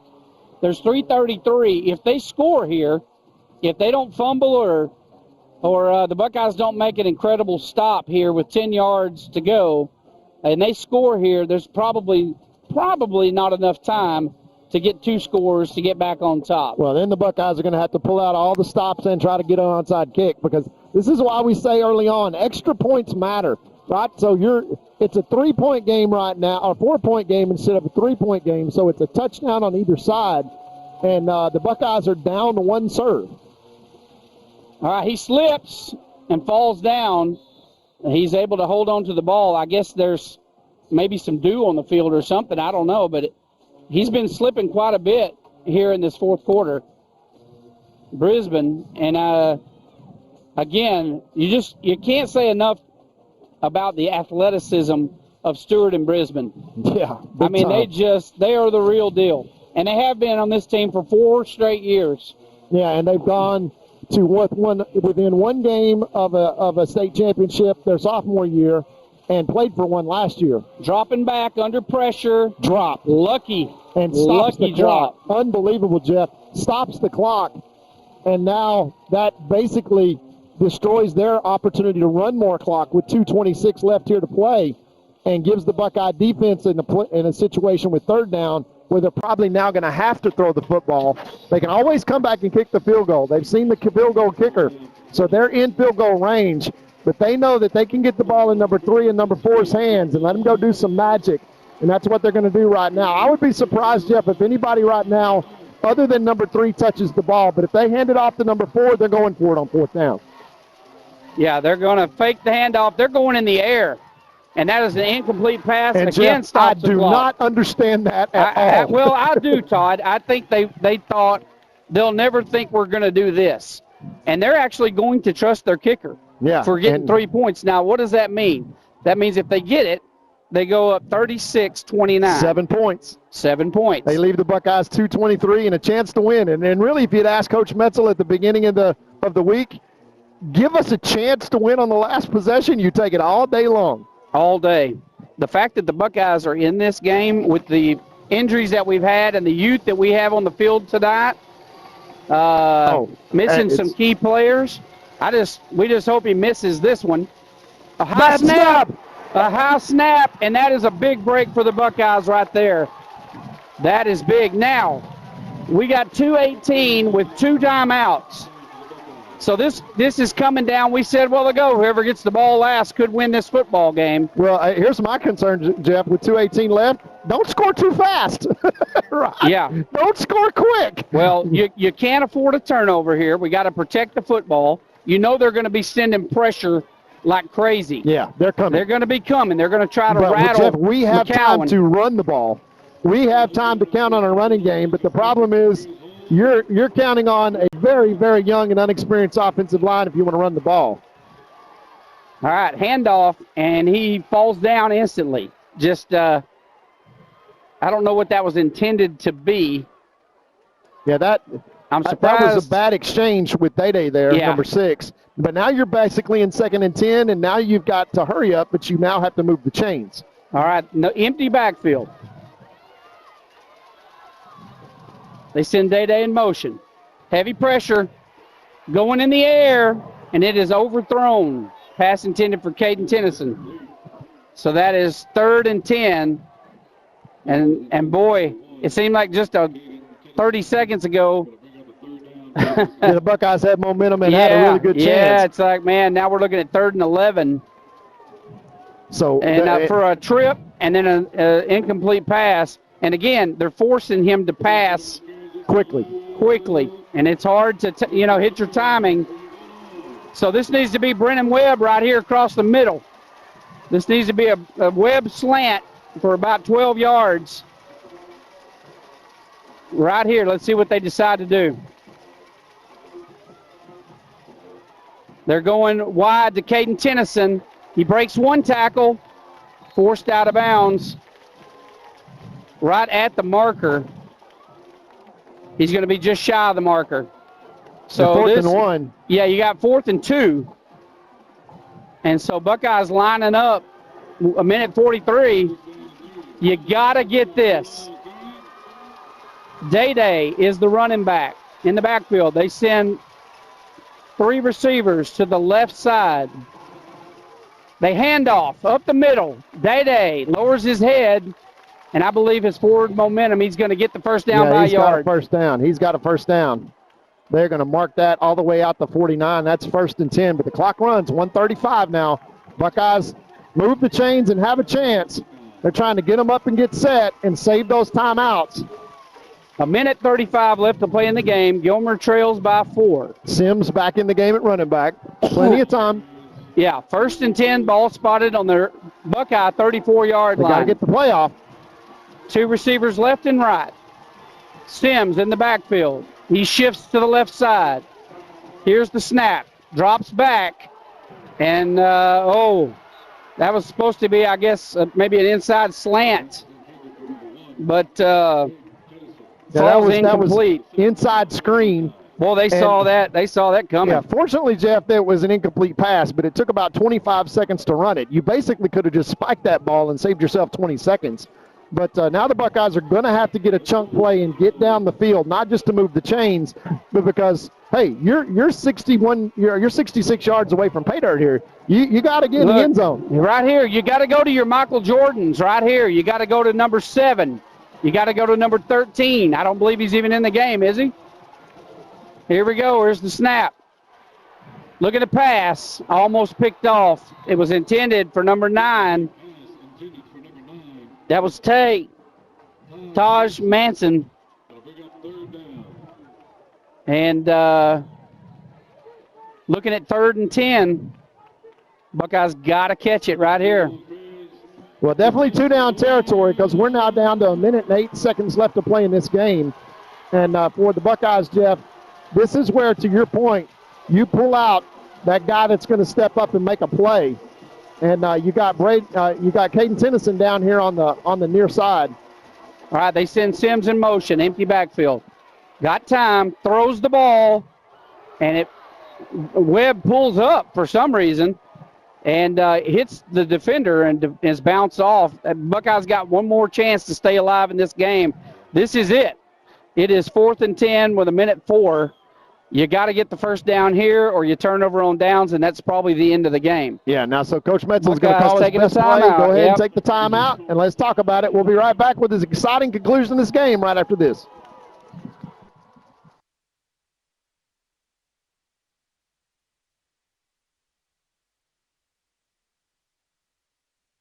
Change your life forever.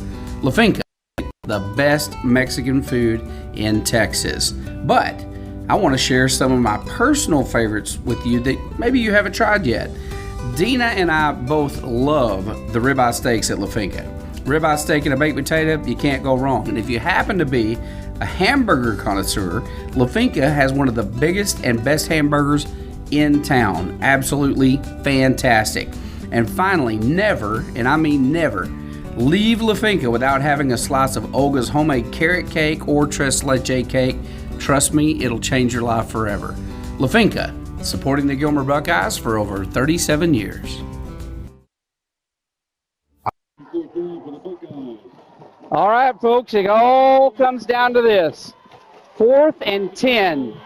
The ball's on the 34. 3 deep safeties, Jeff. Yeah, 3 deep safeties. Buckeyes have to get a first down to stay alive. Here's the snap. Drops back across the middle, and it is caught. Number 17, Jackson, Solomon Jackson. The play of his life. They're going to spike the ball, stop the clock with 51 seconds. And man, oh man, where did Solomon Jackson come from? His first reception of the night, and it couldn't have been at a better time. They just gave Braden way too much time there. Brady, way too much time.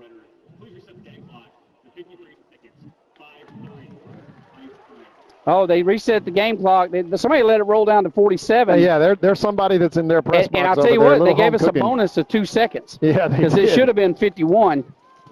I'll take the 2 seconds, and it may come down to that tonight. 1 timeout left, Jeff. Yeah, for some reason they're showing 2nd and 10, but it's not down on the field. It's 1st and 10. No, it's 2nd and 10. We just spiked the ball. Oh, that's right. Sorry, I'm not watching this game. I'm watching another game on television. 2nd and 10. Let's see if they can do it again. Drops back. Complete. Number 1, Caden Tennyson. Gets about 6 yards on that play. Oh, he called it inbounds, Jeff. What is the side judge doing? I think he was inbounds. I agree with the side judge on that one. Here's the snap.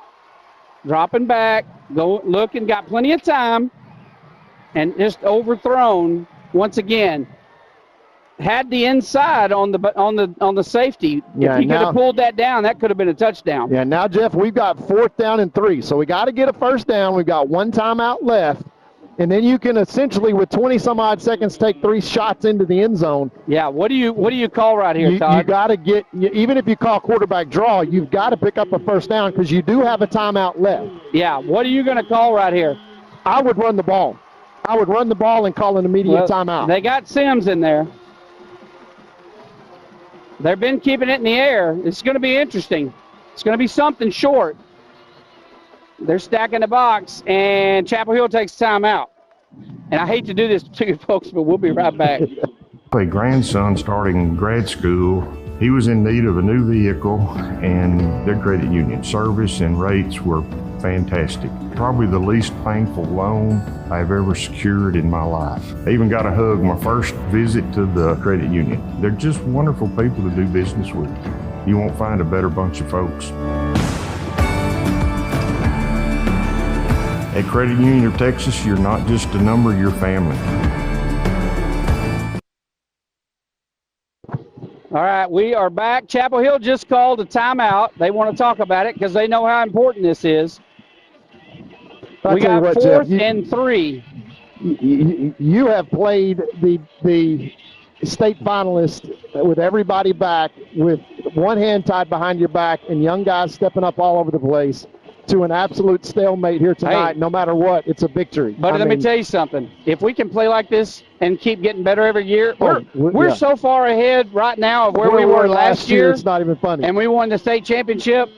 If they lose this game, and even if they lost against Kilgore, they still absolutely have a shot at the state championship again. Do not count out the Buckeyes. They know what they're doing here. They're going to the air. Quarterback's going to keep it. Can he do it? He does. He gets the first down. He keeps the drive alive. 18 seconds on the clock, and it is rolling. He spikes it with 13 seconds left on the clock. Okay, Man, now Jeff, I'm telling you, I say this every year, I'm getting too old for this. Yeah, well, Jeff, so here's where we are right now. 2 plays left. You got time for 2 plays. You got 1 timeout. So the playbook is completely open. What I mean by that is you could run a draw play right here. You do not have to throw the ball because the last play of the game's got to go into the end zone. And right now you have 1 timeout left. Let's see what Coach Metzel decides to do. 2 receivers left and right. They came across the line. The lights just went out. Buckeyes caught it. They caught it on the 7-yard line when the lights went out in the stadium. You got to be kidding me. I can't believe he threw that. If it wasn't for the lights from the Trinitron machine, what do you do there? He caught the ball. They didn't blow the whistle, so that's a catch. You have got to be kidding. Yes, it's a catch. That's a catch. It's 1st and goal Buckeyes from the 6. Todd, we were making jokes because last year, you remember after we were here in the game, they killed the lights like 45 seconds after the game. What did they just say? They said players leave the field. So not sure there what just happened. If we, if there's a prankster or if they blew a fuse or what. But this has been a wild game here in Union Chapel Hill. The last time we were here, the lights went out. Yeah, it was just like 30 seconds after the game ended. Yeah. Well, that was a completion. We had some fans not too happy. I saw this formation. Credit number 13, Jeremiah Noble, for concentrating and making that catch in the dark. Not one kid pulled up. Not on the defense or the offense. We went and played. The offense comes back on. And, Jeff, let me just tell you something. What would be absolutely poetic justice right now is Brady McCowan on a scramble wins this game on the last play of the game. Yeah, last week he felt terrible. He fumbled on the last play of the game for the Buckeyes, actually. And the Buckeyes took a loss. But I would love to see Brady get in the end zone right here and get a touchdown. It would be so awesome. I'll tell you what, he threw a strike in the dark right there. Yes, he did. Yes, he did. That's going to be on the coaches' show this week for sure. We're going to talk about that. And, hey, it's amazing they can turn these lights on and they just come back on. They just come back on. In the old days, you had to wait 30 minutes for them to warm them up. Yeah. You just, These aren't gas lights. These are LEDs. Yeah. Wow, that is one of the coolest things I've ever seen. I remember we blew a transformer in Gilmer at a home game years ago, and we just sat there for a long time. So I was on the PA at the time. I started having Battle of the Bands. Yeah. And the bands would start playing against each other to entertain the crowd till we got lights again. I remember seeing the transformer that blew. It blew out in front of us. But that was amazing. Let's give some credit there to Brady McCown. Threw an absolute strike. And wouldn't it have been great if he'd have threw that right in the end zone? And as the lights went out, I mean, turn it off. Well, we got first and goal at the 6, and with 6 seconds left, Jeff, the one timeout doesn't matter. You basically have one play. You know what makes me throw the ball. You know what makes me sick right now? If we hadn't missed a field goal earlier, we'd be doing a chip shot right now for the win, right? Yep. But that's why they play the game, right? Well, and that's why you play these games. And I hate to say this, Jeff, fans are going to get mad at me for saying this, but it's Coach Metzel's philosophy. These games matter because it's development time. Think about the guys that are stepping up. Solly right there stepping up with that big catch on 4th down. You got all these young guys that have set up. Zane's had a great game. Davion King's had a great game. Jet Bates has had a great game. All these guys that are normally kind of have been role players on a state championship team are now asked to be in leadership roles, and they are stepping up big time. The Buckeyes still 6 yards and 6 seconds away from closing this one out. But I tell you, Jeff, what a night. I mean, turn the stadium lights off and we complete a pass down to the 6-yard line. Are you kidding me? That's crazy. I've never seen that. I've never seen that on any level. And that was just awesome is what that was. That's incredible. So I'm not sure what the delay now is. The ref is running off the field. He's going to – I don't know what he's doing. He's leaving. We're going to take a commercial break. We'll be right back.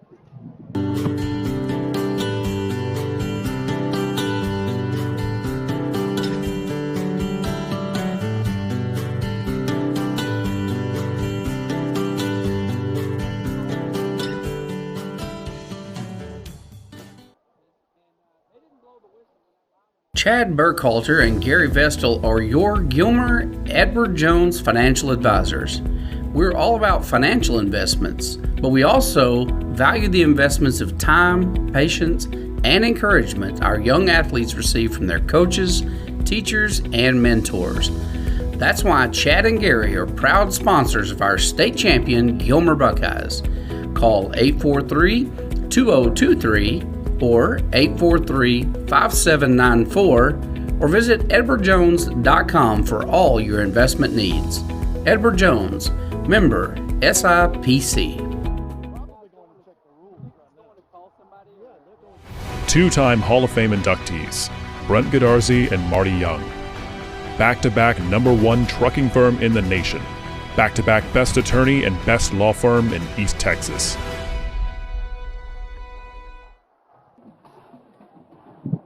Okay, folks, we're back here to the action. I'm going to tell you what's going on right quick, then we're going to go back to commercials.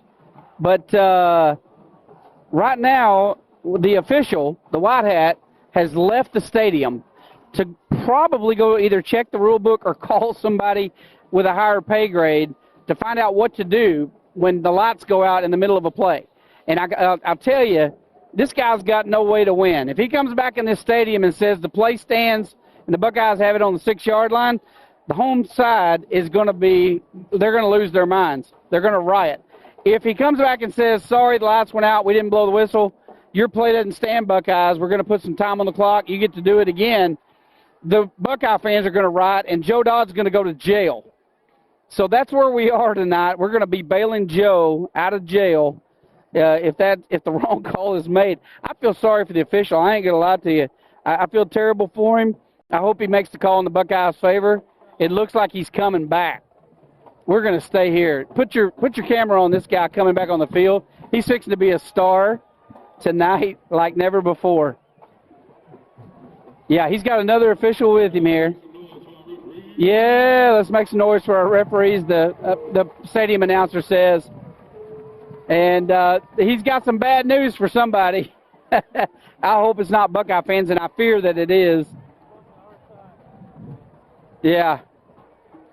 He's running back down here to give the news to somebody. This is really odd. I think they have the lights maybe on a timer.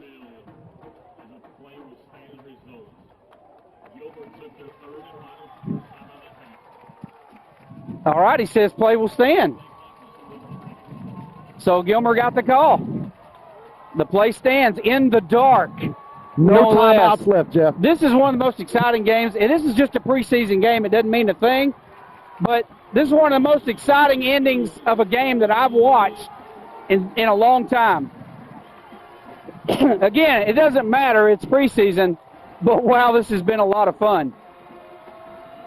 All right, Sims is in the backfield. Here's the snap. Chapel Hill called timeout. Chapel Hill called a timeout. And Jeremiah was about to score a touchdown. Yeah, he was coming across the middle. Yeah, they're going to take a timeout. I hate to do this to our audience, but I'll see you in a minute.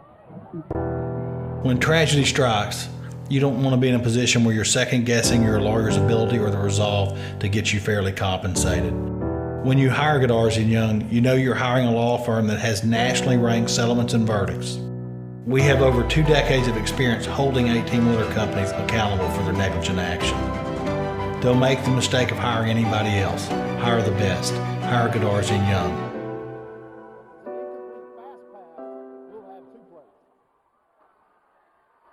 All right, this is going to be the conclusion of the game right here. We got 6 seconds on the clock. The bands are going crazy trying to distract the Buckeyes. You got Chapel Hill band right in the end of the end zone playing. 3 receivers wide to the left. Sims is in the backfield. Brady's in the shotgun. 6 seconds to get a score. Pulls up, and it is intercepted by Chapel Hill. And that is going to be the game, folks. Chapel Hill is going to win. And what a fantastic football game tonight. You're looking at a D1 school over there, Chapel Hill, that's probably going to go back to the state championship. You're looking at a Gilmer Buckeye team that I could not possibly be happier with. These guys played like champions against a much bigger school tonight, and they played with and missing a lot of our key players who were injured, and man, they played well tonight, didn't they, Todd? Absolutely. Are you kidding me? For a game that basically doesn't matter, for you to come out and play that game, for it to come down to the last second with the lights turning out, having a 15-minute delay while kids stood around and got cold in the 60s. Hey, if it all comes down to one play, congratulations to Chapel Hill. They played a great game. They got a great season ahead of them. But let me tell you something, Jeff, so do the Buckeyes. Oh, yeah, no, listen, you're going to have people that don't understand. They're going to look at this and go, oh, Buckeyes are 0-2. The same thing last year. Folks, I want to remind you, this is exactly the schedule we played last year. It is exactly what happened last year, and the Buckeyes went on to win a state championship. Yeah, but let me tell you something, Jeff. This group didn't score 77 points on us this year. No, they did not. It is not the same as last year. They did not. And look at it. We are in much better shape. Think about this for a second. We had a freak, unfortunate turnover that probably cost us the game, right? The interception. And then we had another interception. And then we had 2 missed field goals. When do we ever do that, right? Otherwise, if you make one of those field goals, we just won with a chip shot. Yeah, with a chip shot. If we'd have hit one of those field goals, we'd have won with a chip shot. So, coulda, woulda, shoulda. Chapel Hill won the game fair and square tonight. It was an exciting game to call, an exciting game to watch. Next week, you think this was competition? Yeah, Kilgore, who beat Carthage last week. They're coming to our house for homecoming. And that is going to be a lights-out game. If you like football games, you need to come watch this one in person. Don't sit home and listen to us. Come to the game live and watch Gilmer take on Kilgore. We should have won that game last year, Todd, against Kilgore. I still say we were robbed, right? Absolutely, but you know what? We're at the last play of the game or so, we were robbed with that fumble. And this year is going to be just like this. If this is going to be a repeat next week of what you just watched down here. Hey, and if we can make the same improvements that we did last week over week, I'll take it every time. Doesn't matter what Kilgore does. They're not in our district. They have no outcome, no bearing on the outcome of our season. But tonight, we had guys that made huge step ups. And by the way, let's talk about the schedule for just a second. Not only do we have Kilgore next week, we got Lindale coming right after that. They're ranked in the top 10. Then you got to go all the way basically to Houston to play Brenham, which is a 5A school. Exactly. So, I mean, you know, guys, we got confidence. We're punching so far outside our weight class to be able to play with these teams like this. And it come down to like Pine Tree last week as close as it was, and tonight as close as it came tonight with Chapel Hill, who will be deep in the playoffs, if not win state this year. I couldn't be happier with the Buckeyes' performance. Our coaches made great calls. They made so much improvement from last week. I'm very excited about this season, and folks, you at home should be very excited about it as well. For Todd Robinson, I'm Jeff Rash. Thanks for watching tonight. Exciting game in Chapel Hill. Safe home.